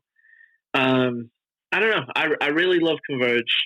I remember trying to tell them which song I really liked in front of Rob at the Che, asking them if they'd play it, and it was, the one that has the alarm clock at the beginning, and it has almost like a Spanish matador kind of music to it, and I started singing the thing, and Rob just led them all in laughing at me. So thanks to Rob for that. You're welcome. They did play it, and they did shout it out with some probably sideways remark, but I know that Jane Doe is such an absolute masterpiece. I just wish it could feel that way to me. I wish I was in on it like everyone else is, but something about it, I don't get it, I suppose. Well, there's smart people that like that stuff, and then there's people like you and me that, pit of equality is like our apex. That's as far as I can go. Clevo, do you have anything on this? No, I'm just gonna say I'm not a fan and leave it at that. Cool. And let's go on to Clevo for your number 5. Okay, I'm gonna go a bit of a different direction than a lot of stuff we've picked so far. I'm gonna pick Wrecking Crew. Why must they? From their album Balance of Terror. A lot like we keep bringing up that Boston hardcore kind of has this sound, but Wrecking Crew, despite being around in the mid to late 80s into the 90s, they're more influenced, I feel like, from New York hardcore, have more of a New York hardcore feel. Contemporaries with Sick of It All and Biohazard and Leeway, and just have more of that type of sound. And this song became, after Wrecking Crew broke up, 454 Big Block used to cover this, and I think some other bands have covered it, but it's kind of like was a Boston hardcore anthem for a while, and it's just such a great song. And I feel like Wrecking Crew is just a band that is really overlooked. Not a lot of people are into them. They have a 7-inch and then an LP, and then I think they did a 7-inch after that with a different singer. But yeah, the first 7-inch and the LP are just like classic 80s hardcore, a little bit of a New York bent, a little bit more, a little more, I don't want to say tough guy, but has kind of that feel to it. Like that late era Agnostic Front, Liberty and Justice era, Cause for Alarm era, Agnostic Front. So it's just a great song. I wish more people knew it. I'm glad something made it in from like that gap. Like I was hoping like Wrecking Crew or Eye for an Eye or something like that would get on here, just like to span all the generations. Daniel or Rob, do you have anything on this? Okay, let's go on. Oh, I was waiting for Rob to speak. Yeah, I was on mute. I it's funny, and I'll probably get crucified for this. I always thought they were a New York band just because they were always lumped in with like Killing Time, Sick of It All, that whole thing. I never really heard them. I'm kind of at a loss. I don't really know much about Wrecking Crew, to be honest, which is shameful. I should actually follow up on this, especially if they're that kind of style. But yeah, I just thought they were a New York band. So yeah, that's bad on me. Daniel. I mean, they do definitely get lumped in with that, and that's who they played with. But like, if you sound like that, and like those all bands were all around, it's like it makes sense. Were they on Hawker or like In Effect or something? They were on Hawker because they're on. The first time I heard them was on the Free For All comp. Correct. Yeah. Okay. Yeah. It's all coming back now. And for you San Diegans, they do a Battalion of Saints cover. So that's awesome. Now Rob can feel extra guilty. I'm gonna take for my number 5. I gotta take a Blood for Blood song. It's gotta be off the first record, and it was hard. Like spit all over your hopes and dreams. Can't heal, but I'm going Solace. I just think it hits on like every tempo, and this band was so fucking good. And this first record in particular, like it has such a big, heavy sound. And I think when I bought the CD the first time, I read the back and like they recorded it in 3 days, which is pretty insane to get that sound in 3 days. Like they must have been tight as fuck in this era. But Solace, like the way it comes in, it's like the same. They hit the same tempo of the Can't Heal song, which I think is really underrated. I'm surprised that more bands haven't gone for it. Like the whole like it's just this chunk like beating you in your chest, like that rhythm. It's like kind of a up-tempo drum beat, but then like the guitar just like attacking, and it's so brutal. And then Solace, it starts with that tempo and then goes fast and then goes to like one of the most underrated things in heavy music, which is going to like the Youth Crew tom beat with like a heavy guitar over it, which is where it hits on the chorus. It just has everything. And then at the end of all that, like going twice, then they do like to the drop part, the I believe in nothing, like big sing along. It's just got everything. If you like heavy hardcore music, it's here. So my number 5, Blood for Blood, Soulless off the Spit My Last Breath LP. Daniel, do you have anything on this? Well, the way I feel about Blood for Blood is kind of, Stella, is a similar way I feel about Death Threat. Like, a casual listener will listen to it and be almost disrespectful. Will think it's funny and silly, but you give it a few listens and wow, you click into the groove, kind of. Because whereas, if you listen to something for the first time and you hear White Trash Rob, like, doing a sermon at the beginning of a song, it sometimes can be, comical to the untrained ear, I suppose, or maybe even comical to the trained ear. This first record though is like before that, before he started like chiming in more. Like he's the main songwriter. It's still like sheer terror worship, but like with a more brutal recording. Yeah, sorry to cut in on you though. Well, I love the way a lot of their songs sound like they're about to fall off a cliff, like, and then it. But in particular to this song, I think it's a really good representation of the early sound of when they were a bit more straightforward as a band, and it's a killer song.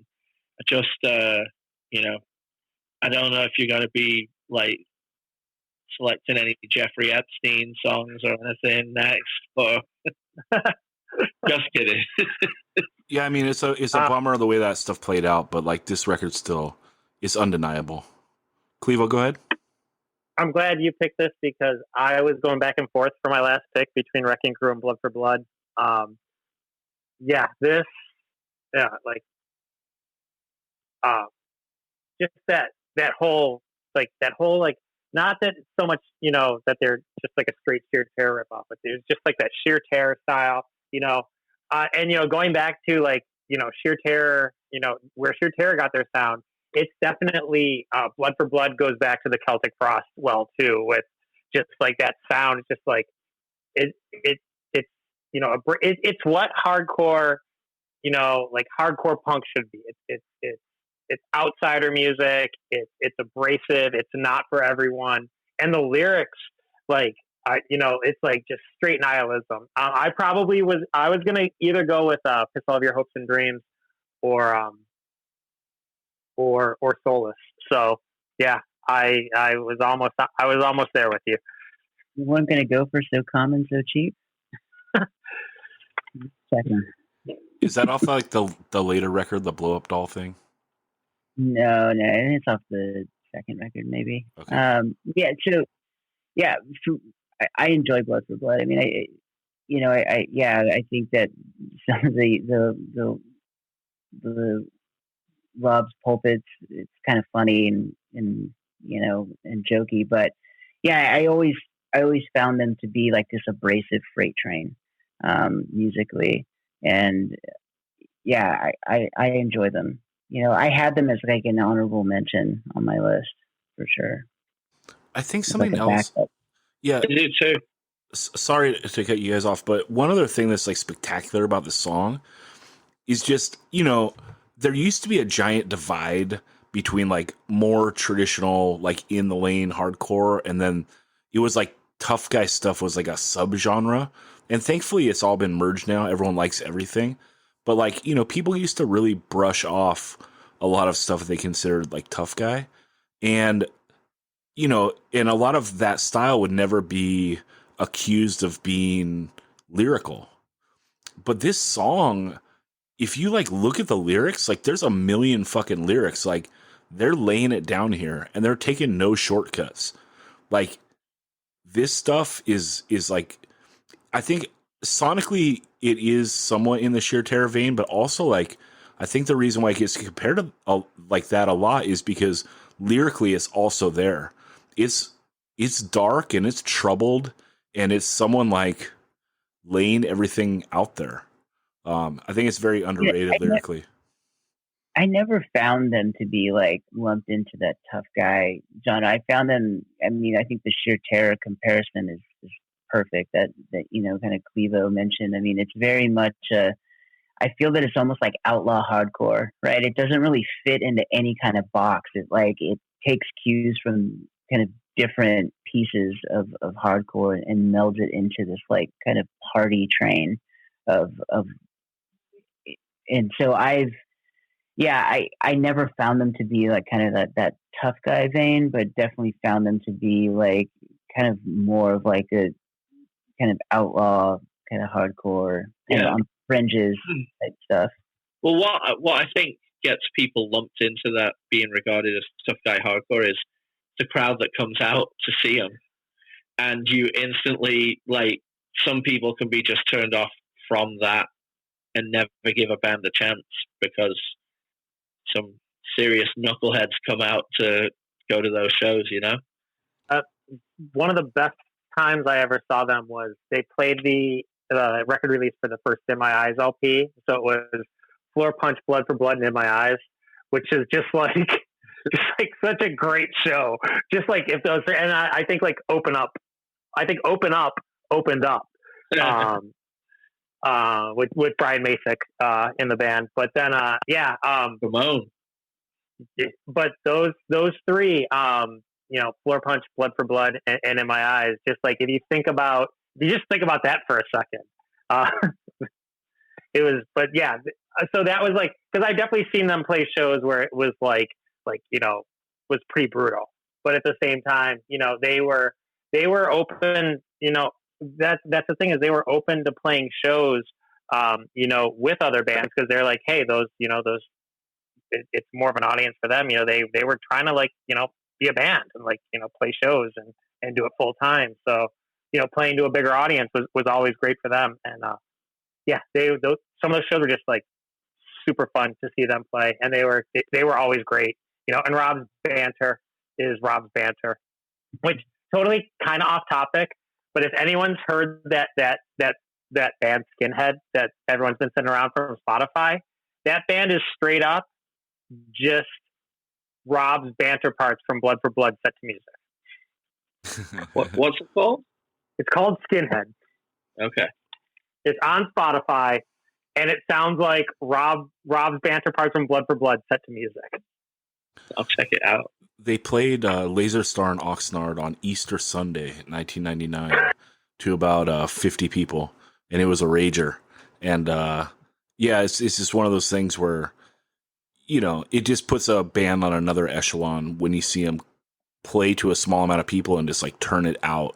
It was epic. Daniel, let's go to you for your number 6. Okay. Well, I have to have arguably one of the best lines in any straight edge song ever. When you sit around and talk shit about everything you once based your whole life on, that's when you can count me out. Bane, Count Me Out. Have to have this song.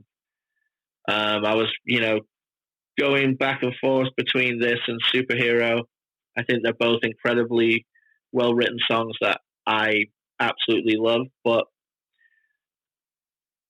A, for the line I just said, and B, because Superhero does the cheat thing of the same verse twice, Ramon style. I'm going with Count Me Out. I think one of those songs that it seems like it's ending like 3 or 4 times throughout the song, then it comes back in again, and it just, the way that it can ride the energy like that is amazing, and the way people just fucking lose their mind, and the talking about, something Bedard does on 50 songs and talks about in between songs so incredibly is about what goes on within the 4 walls of a hardcore show. means the world to us, and other people won't get it. And this song starts like that, talking about it. Like I find my feelings going stronger every day, and then the song like cuts down to one guitar and takes off in another direction, and it's just an incredible hardcore song. It's one of the best of all time. Yeah. And I love it because like they lived it too, right? Like a lot of people, you put out one of these songs and then you're out of the scene like 3 years later. It's like they did this song early. It's like off the either the second or the third 7-inch. And then they lived it like for a long, long time, And yeah, Count Me Out and Superhero are my two favorites as well, Daniel. Cleva, what do you have on this? Yeah, I mean, 7-inch era Bane was just really, it was something to behold because again, they're just kind of another band, they're especially by the time the third 7-inch came out, it was like there's just that heavy Burn influence, and and they pulled it off, and their shows, seeing them in Worcester, was just something else. We were by this time we were sharing members with them, so we started doing weekends, and they would go around and play, and they just blew up from that. It was just an awesome time. This song is just fucking great. Talk about the scene, and just again, it's Aaron Bedard's a lifer, and this song is basically what it's about. Yeah, Rob, you have anything on this? Yeah, I mean, I think what was said by all three of you like nails like what that song means, what this band is about. I mean, I got to see them. I booked their first show in San Diego. It was them and Saves the Day, and they played to about maybe 15 people, 20 people, at a place called the Empire Club, and they played as if there was 500 people packed in that place. I mean, it didn't matter that there was 20 kids. Like they just went for it, and they're lifers, right? They're still doing tours, they're still doing bands, or no one's touring right now, but they're all still involved.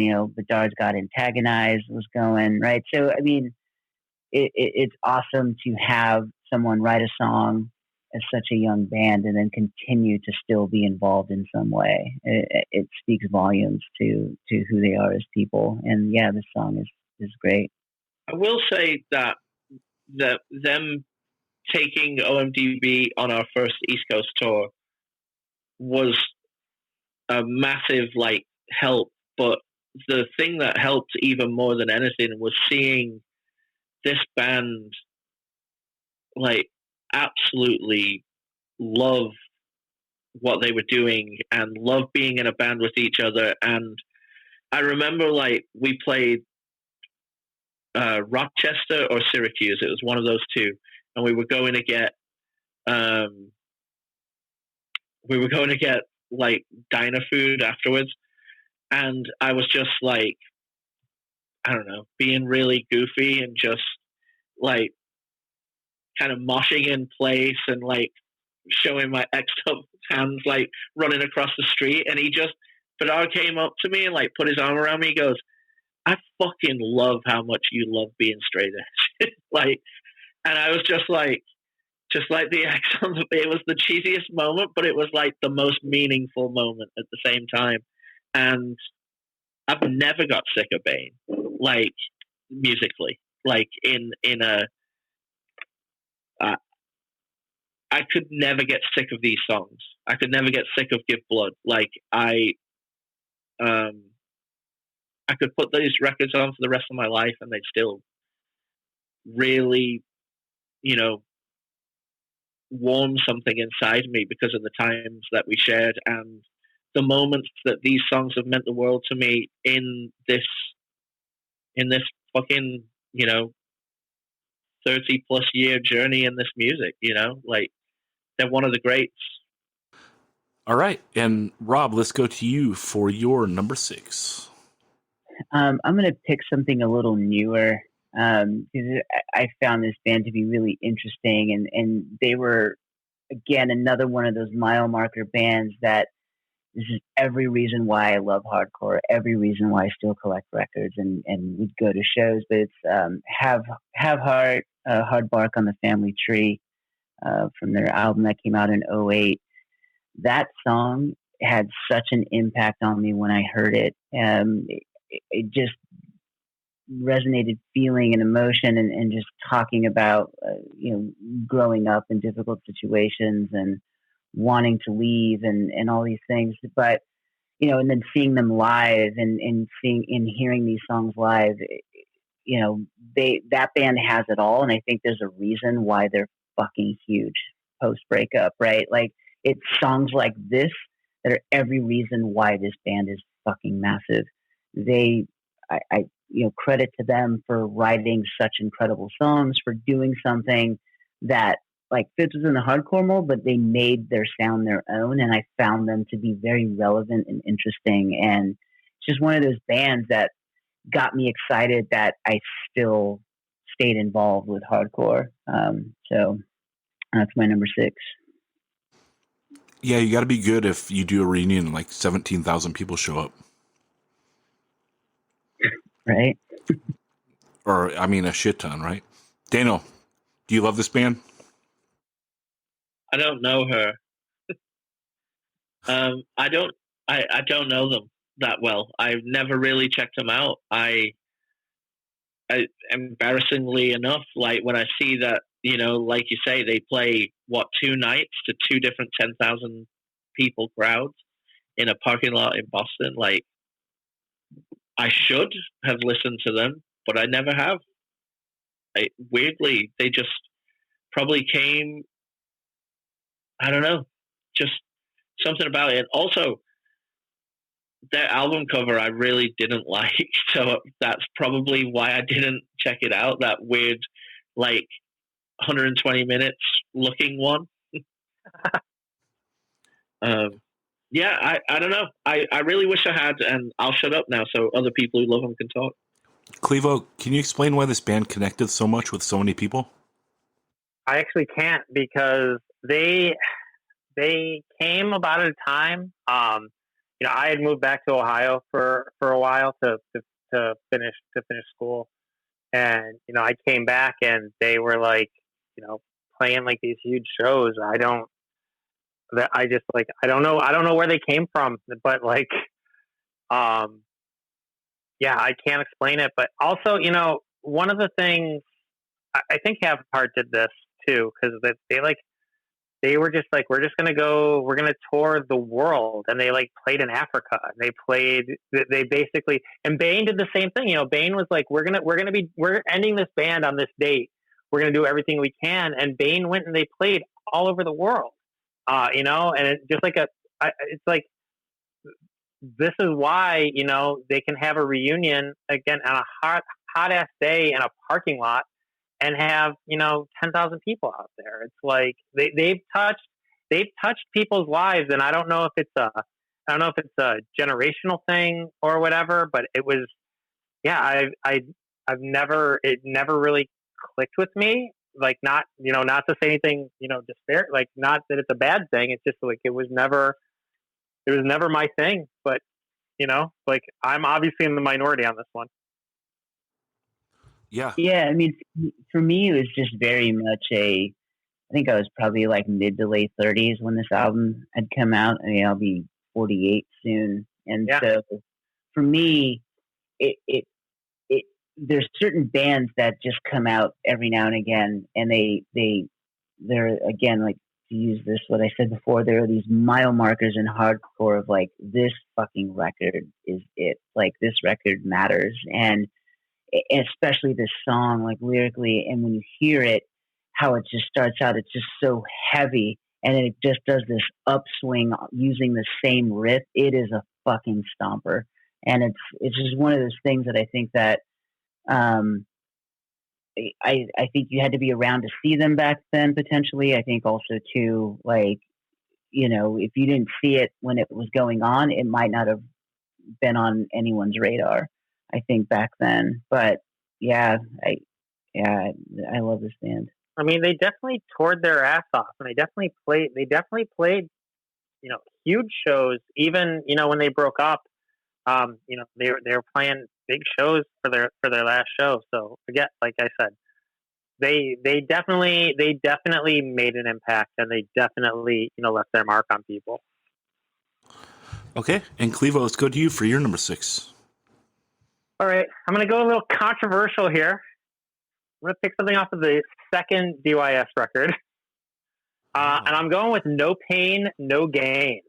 Well, you chose a good song off the second record, so not too controversial. This song is... So I have to... Totally honest, I was turned on to this because this is on the half-off covers this on their LP. So that's the first place I heard it. Later found out that it was a DYS song, and when I got the DYS... the CD that had both records, the Fire and Ice CD. I heard this again. Also, if you hear this from live sets, this song is so fucking great. This is another, just put it on and just get so pumped up and want to run through walls and just want to mosh.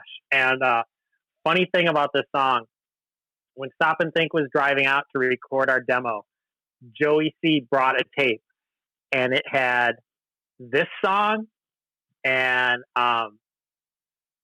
Wolfpack NYC with Steve Reddy on vocals.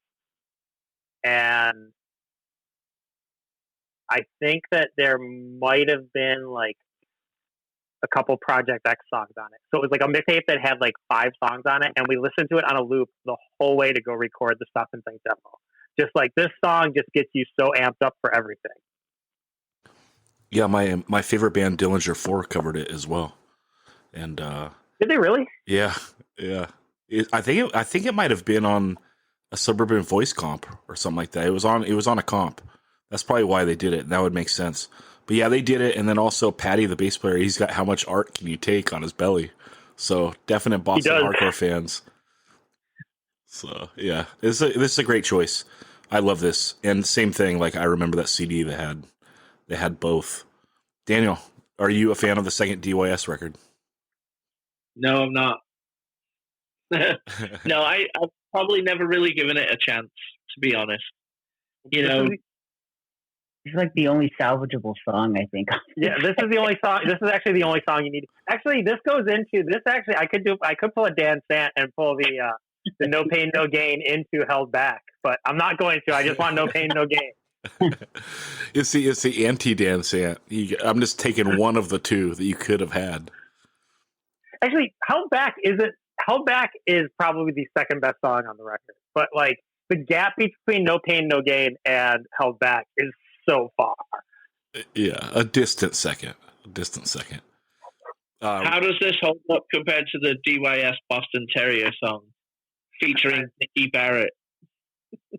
I mean, I would take any song on this record over the Boston Terrier song, or the song where they're walking around Fenway Park and let's think it. What's that? The Sound of Our Town. Same song. Same song. Yeah. Is that the same song? Yeah. On a scale of 1 to 10 Kangol hats, how many Kangles does this song get? No Kangol, but one lizard on the shoulder. One lizard and one fedora. All right.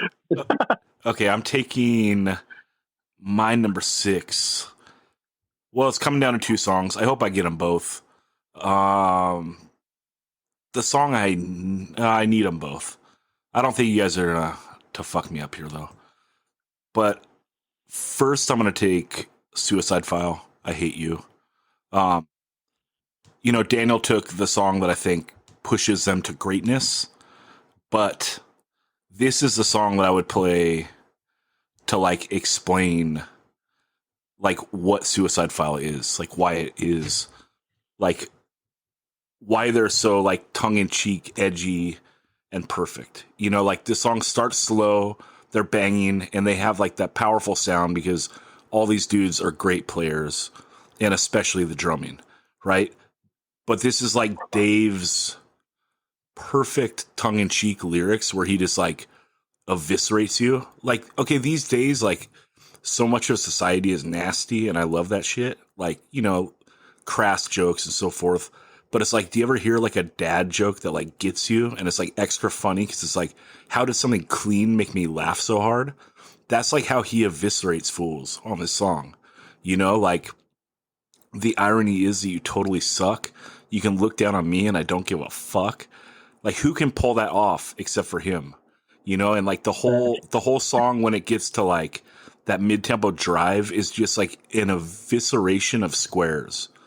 And this song is fucking perfect, from like the banging intro to like the mid-tempo raging, and then like just a little lead at the end. It's like, oh, let me cap this song off perfectly with a little lead. Fuck it. You know, I love this song. I think this sums up everything that makes Suicide File great. And that's why it's my pick. I'm taking Suicide File, I Hate You, off the first 7-inch. And Daniel, how do you feel about that? Banger. Absolute banger. You could choose anything, you know. On the first 7-inch, my favorite song is The Somme. But then, yet again, that's not typical Suicide File. It's a little bit different, you know. But like you say, that line, I mean, it's just ramping up the way he was in No Reply, and like adding it to this music, the Naraj jams. It's perfect. Perfect punk rock, perfect hardcore. Love it. Do you think that this is a good representation of the band, Clevo? Yeah, I think it's, you know, especially early on, you know, I think Dave really wanted to do something. Again, hardcore was a little stagnant.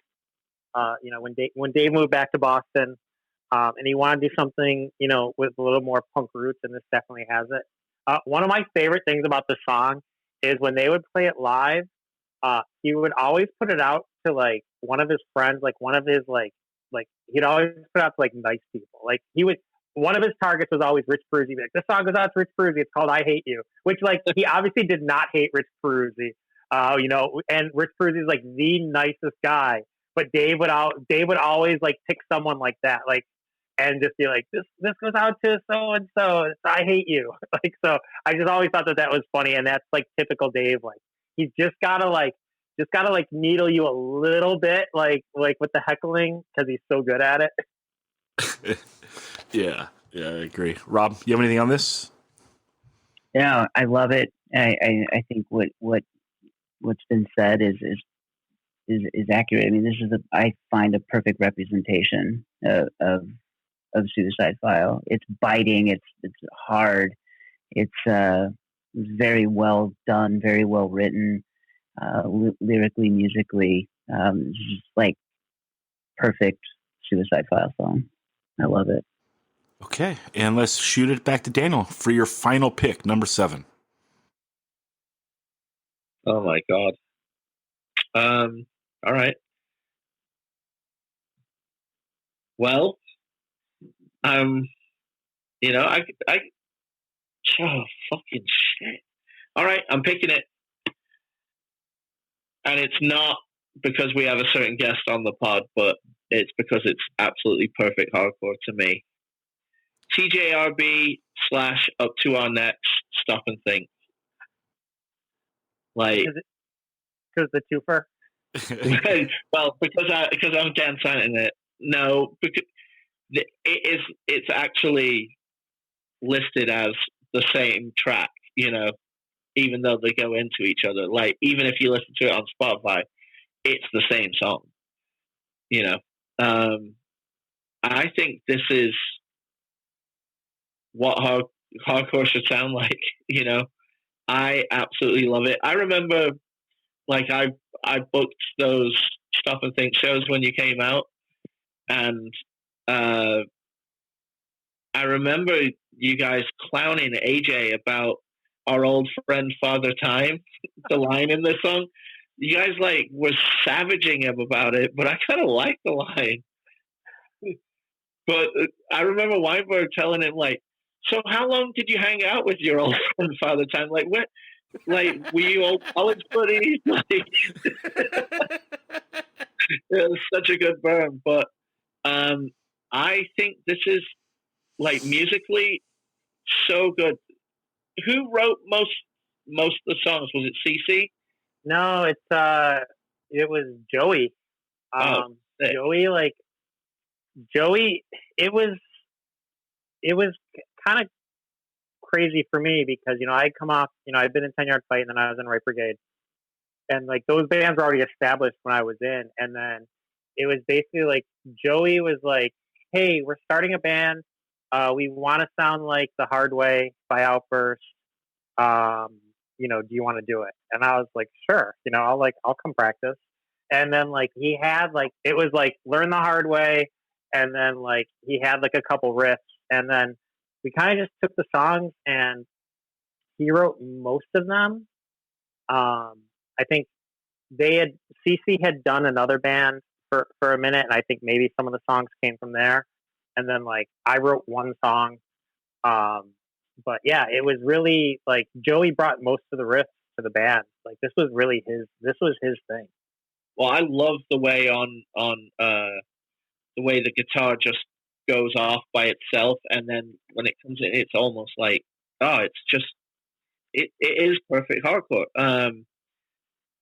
Yeah, even the intro part, that bam, bam, bam, bam, bam, bam, bam, bam, bam, bam, bam, and then break, and it kicks right in. Yeah, it's a great riff. I mean, we've been outed, and actually, that is a straight rip off of an Outburst song. No worries there. I mean, I don't know any hardcore band around that has not said, "Hey, we're going to take this riff and do this to it." Outburst actually shouted us out though on their social media. They're like, "Hey, we found out, what the song's about." So, yeah, so they're cool with it. So we're okay. Like it was either between this or Without Words, but I went with this. A, to get the Dance Ant 2 for in, and B, our old friend Father Time just represented. Without Words is shorter too, so if we were Desert Island in this, I get more bang for my buck with this. So, I mean, I absolutely love it. I love,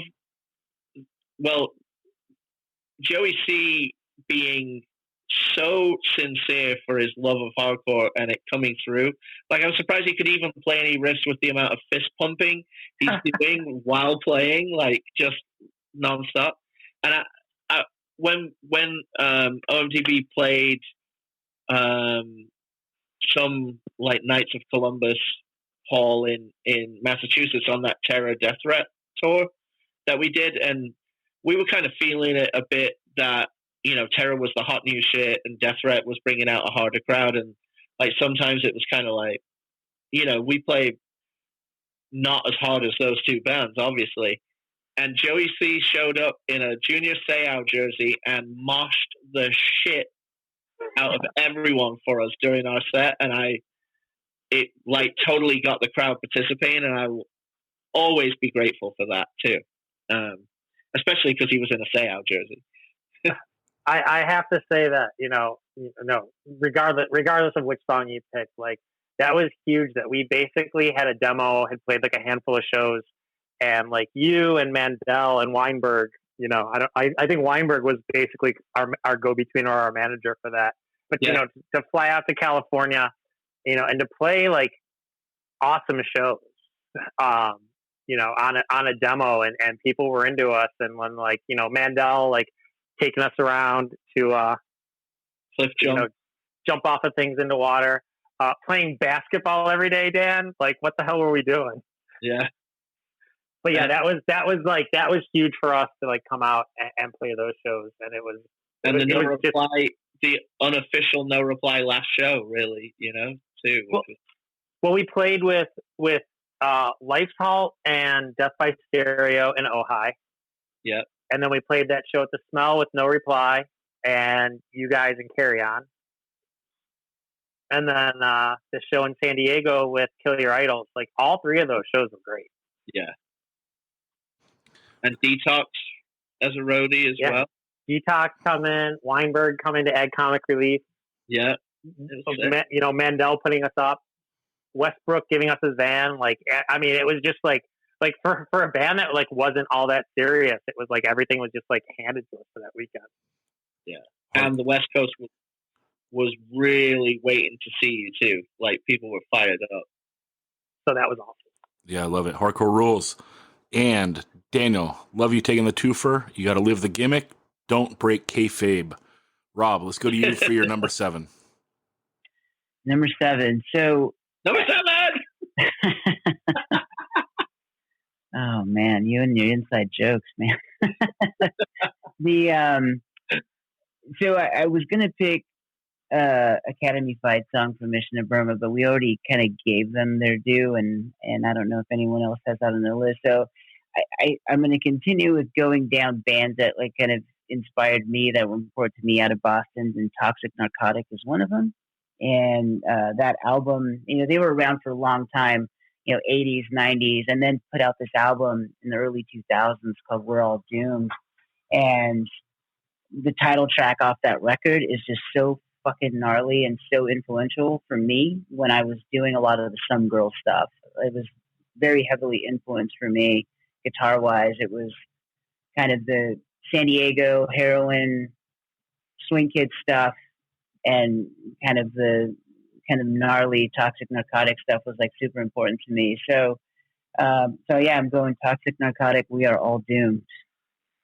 That rules. Adam Less is gonna be stoked. This is one of the bands that he loved and would always try to get us on board with. And I think it is a fucking rager. It is a rager. I think I was just a dick, which surprises no one. But yeah, Daniel, do you have anything on this? Well, the Patches are next to other bands that are amazing Patches for a reason, on butt flaps around the world. I'm excited for when this playlist gets built for the thing to to go deeper into the Have Heart thing and go deeper into the Toxic Narcotic and other suggestions from you guys, but things that I know the name much more than I know the music. I am excited to go deeper because I can't speak. I know what they sound like and I've heard them, but I can't break down the songs for this band. Yeah, that's one of the best things about this process, I think, is, obviously I only have people on the podcast that I respect their opinions. And so it's always fun for me when someone chooses something that's not in my wheelhouse, because I'm like, well, it got vouched for. I'm going to check it out. And 10 out of 10 times, it's a fucking winner. So that's awesome. Clevo, do you have anything on this? I actually, so this record, came out in 2002, and I'm not familiar with this album or the song, but, they were part of that, that the sort of the other scene, the more punk scene, the Rat scene. I'd only seen them a handful of times. I don't have any of the records, but they're, they're great. They're just like, it was just like kind of different scene at a different time that, you can't go to every show every weekend. So it was a little difficult. Yeah, I would say vocally, it sounds like John Brannon, right? So it's like if you had Brannon from Negative Approach singing for like Swing Kids or singing for, Discharge or something, like that's what it sounds like. It is fucking unreal how good this fucking band is. And yeah, they are definitely part of that butt flap scene, but they're such a cut above a lot of those bands. They're really fucking good. And I hope people kind of discover them through this podcast, because it, again, very influential for me as a songwriter. Well, if there's John Brannon vibes, I guess I'll have to check it out. Check it out. Yeah, especially this album. Yeah. And, it's one thing to be the small patch, but like it sounds ridiculous, like the butt flap band, but like the butt flap band is very important. Like that's a big spot. It's like the big patch on the back of the jacket or the butt flap. Those are like where your prime bands are. And hell yeah, Clevo, let's go on. You're number 7. This is so hard because I feel like we're leaving so much on the table here. Yeah, no one's taken Get It Away. And that's actually that's one of the things. It's like there's so many Slapshot songs that weren't picked. Yeah. Get It Away. But since we've talked about Slapshot and SSD, I'm gonna represent that '97 Youth Crew era, and I'm gonna pick In My Eyes, and I'm gonna go with Actions Fall Short off of The Difference Between. Oh yeah. I love this song solely for the way the guitars are panned when you're listening to it in headphones. It's like the one guitar on the harmonics on one side, and it's like, and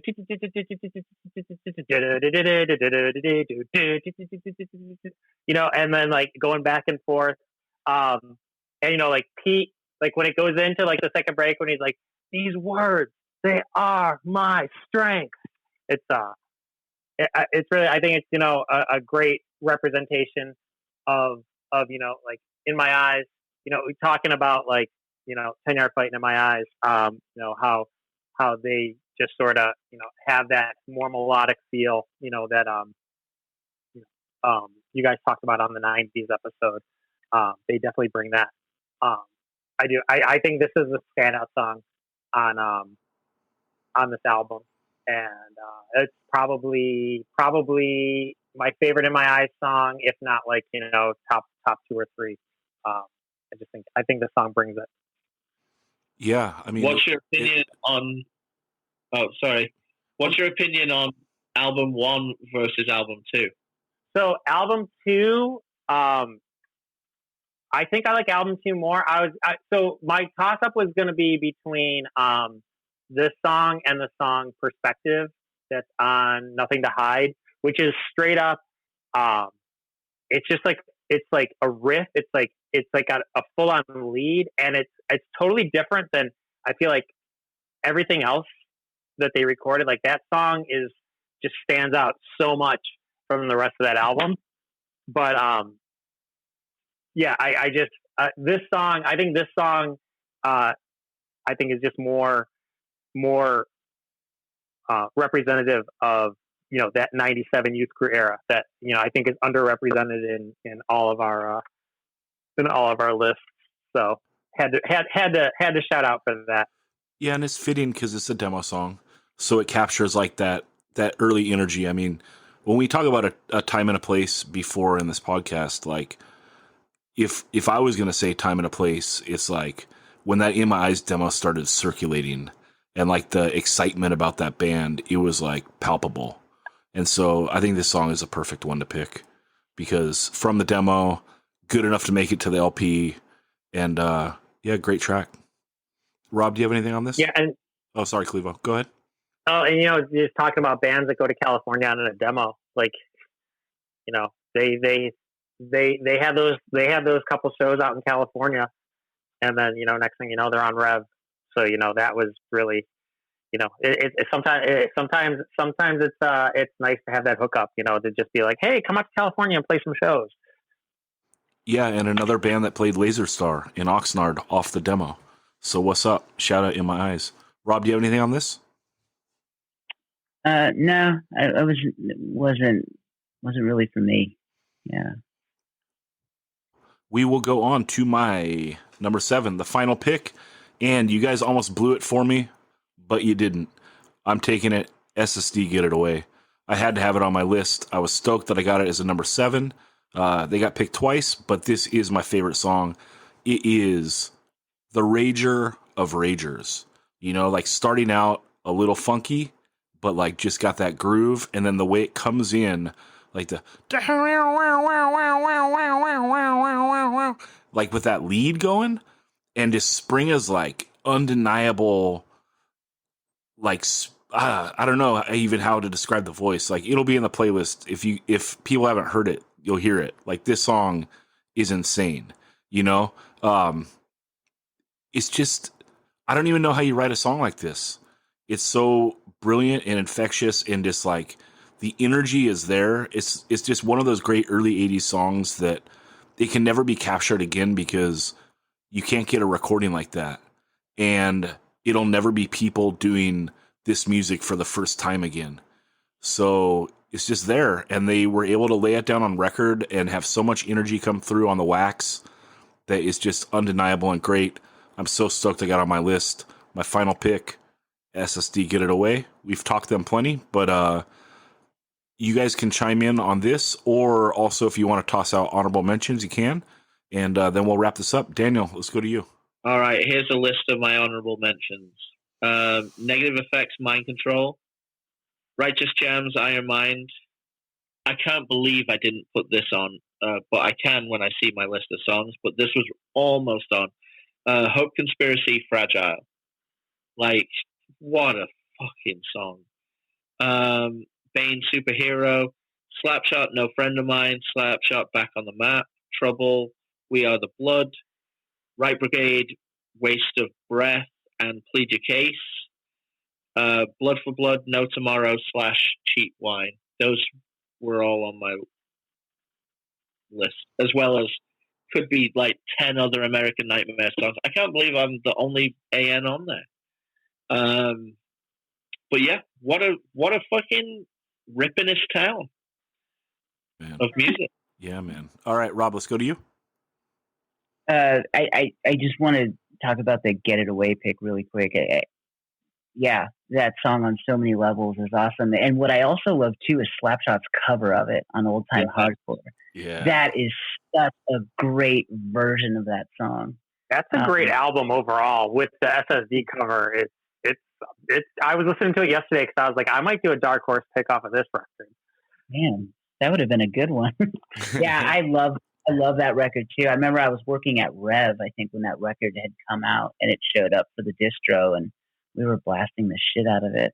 But yeah, Get It Away is an awesome pick.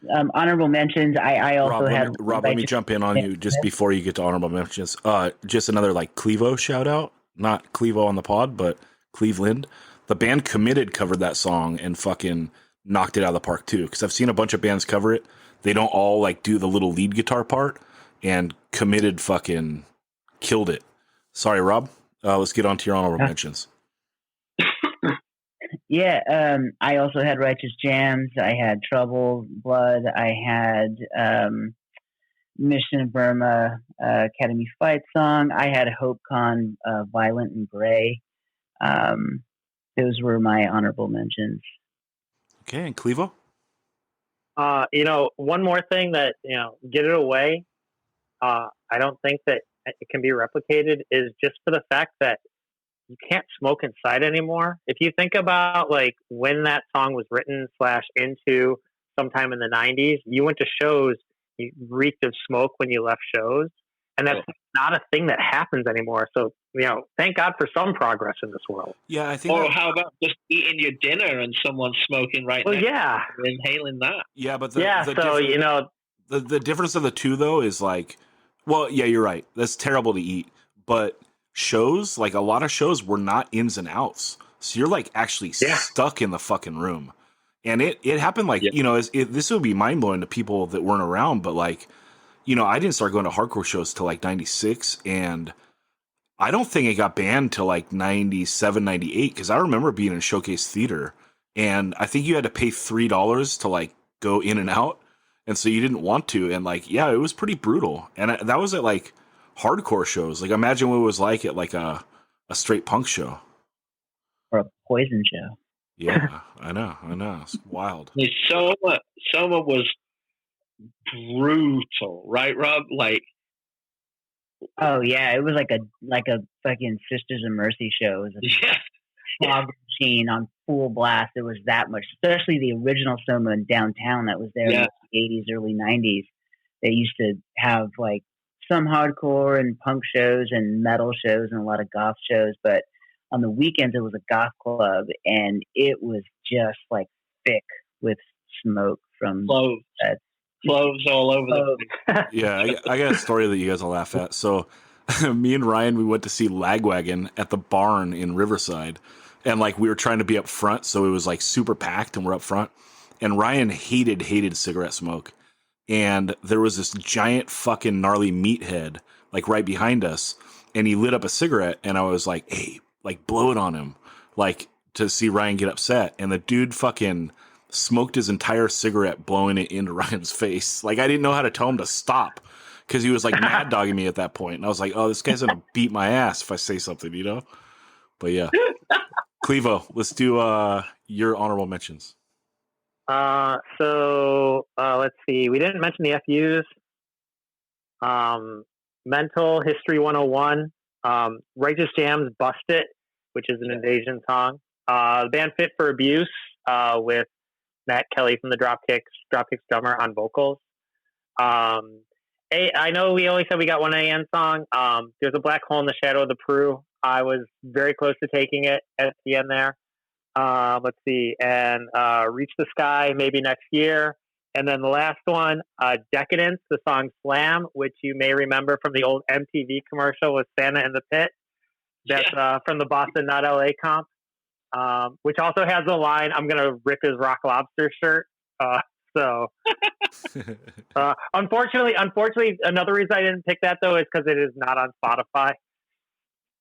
Yeah, that's a hard thing. Like, Friend of the pod. you know, I know we got to get that sponsorship. Hook it up, Spotify. But it is better to choose stuff there just so everyone can participate and listen. It does get hard sometimes though because not everything is available. Do you have anything else, Clevo, or should I jump onto mine?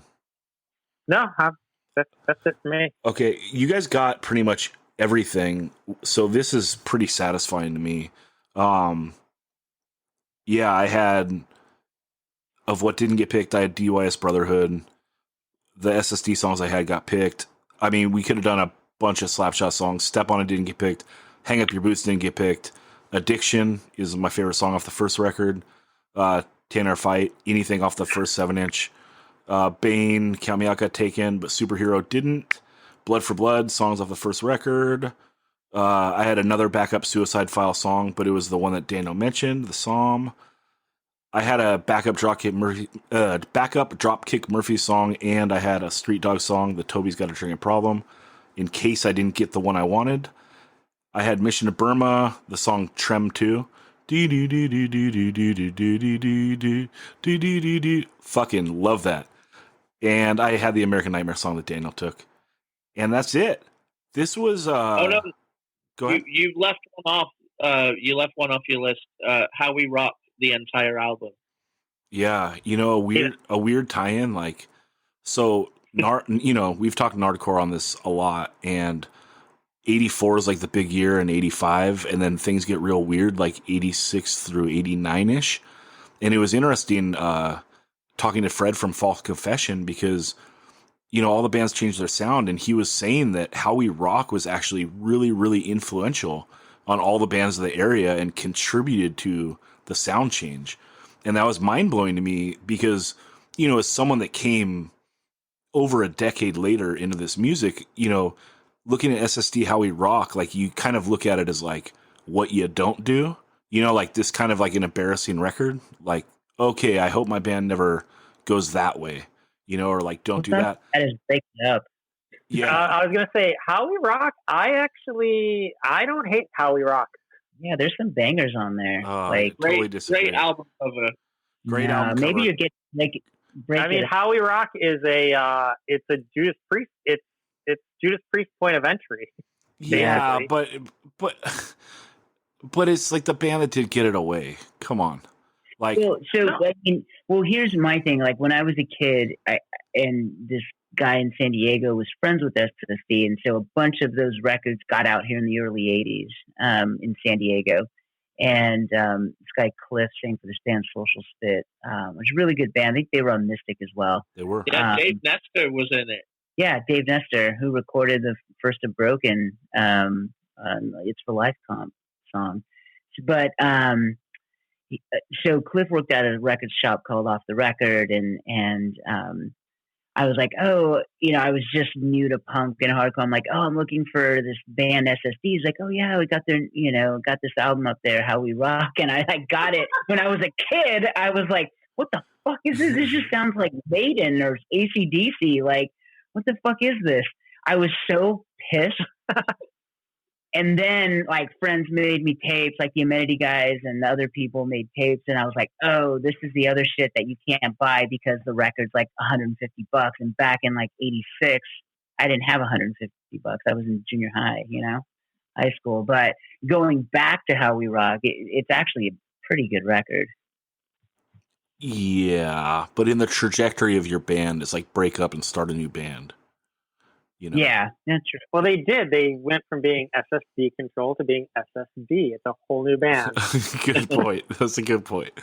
So yeah. Anyway, this was really fun. You guys were awesome. I think all the lists are really good. I think that we, anytime people listen to stuff, they're going to get upset. But I think that we covered a huge swath of things, hopefully. And so thank you guys all for doing it.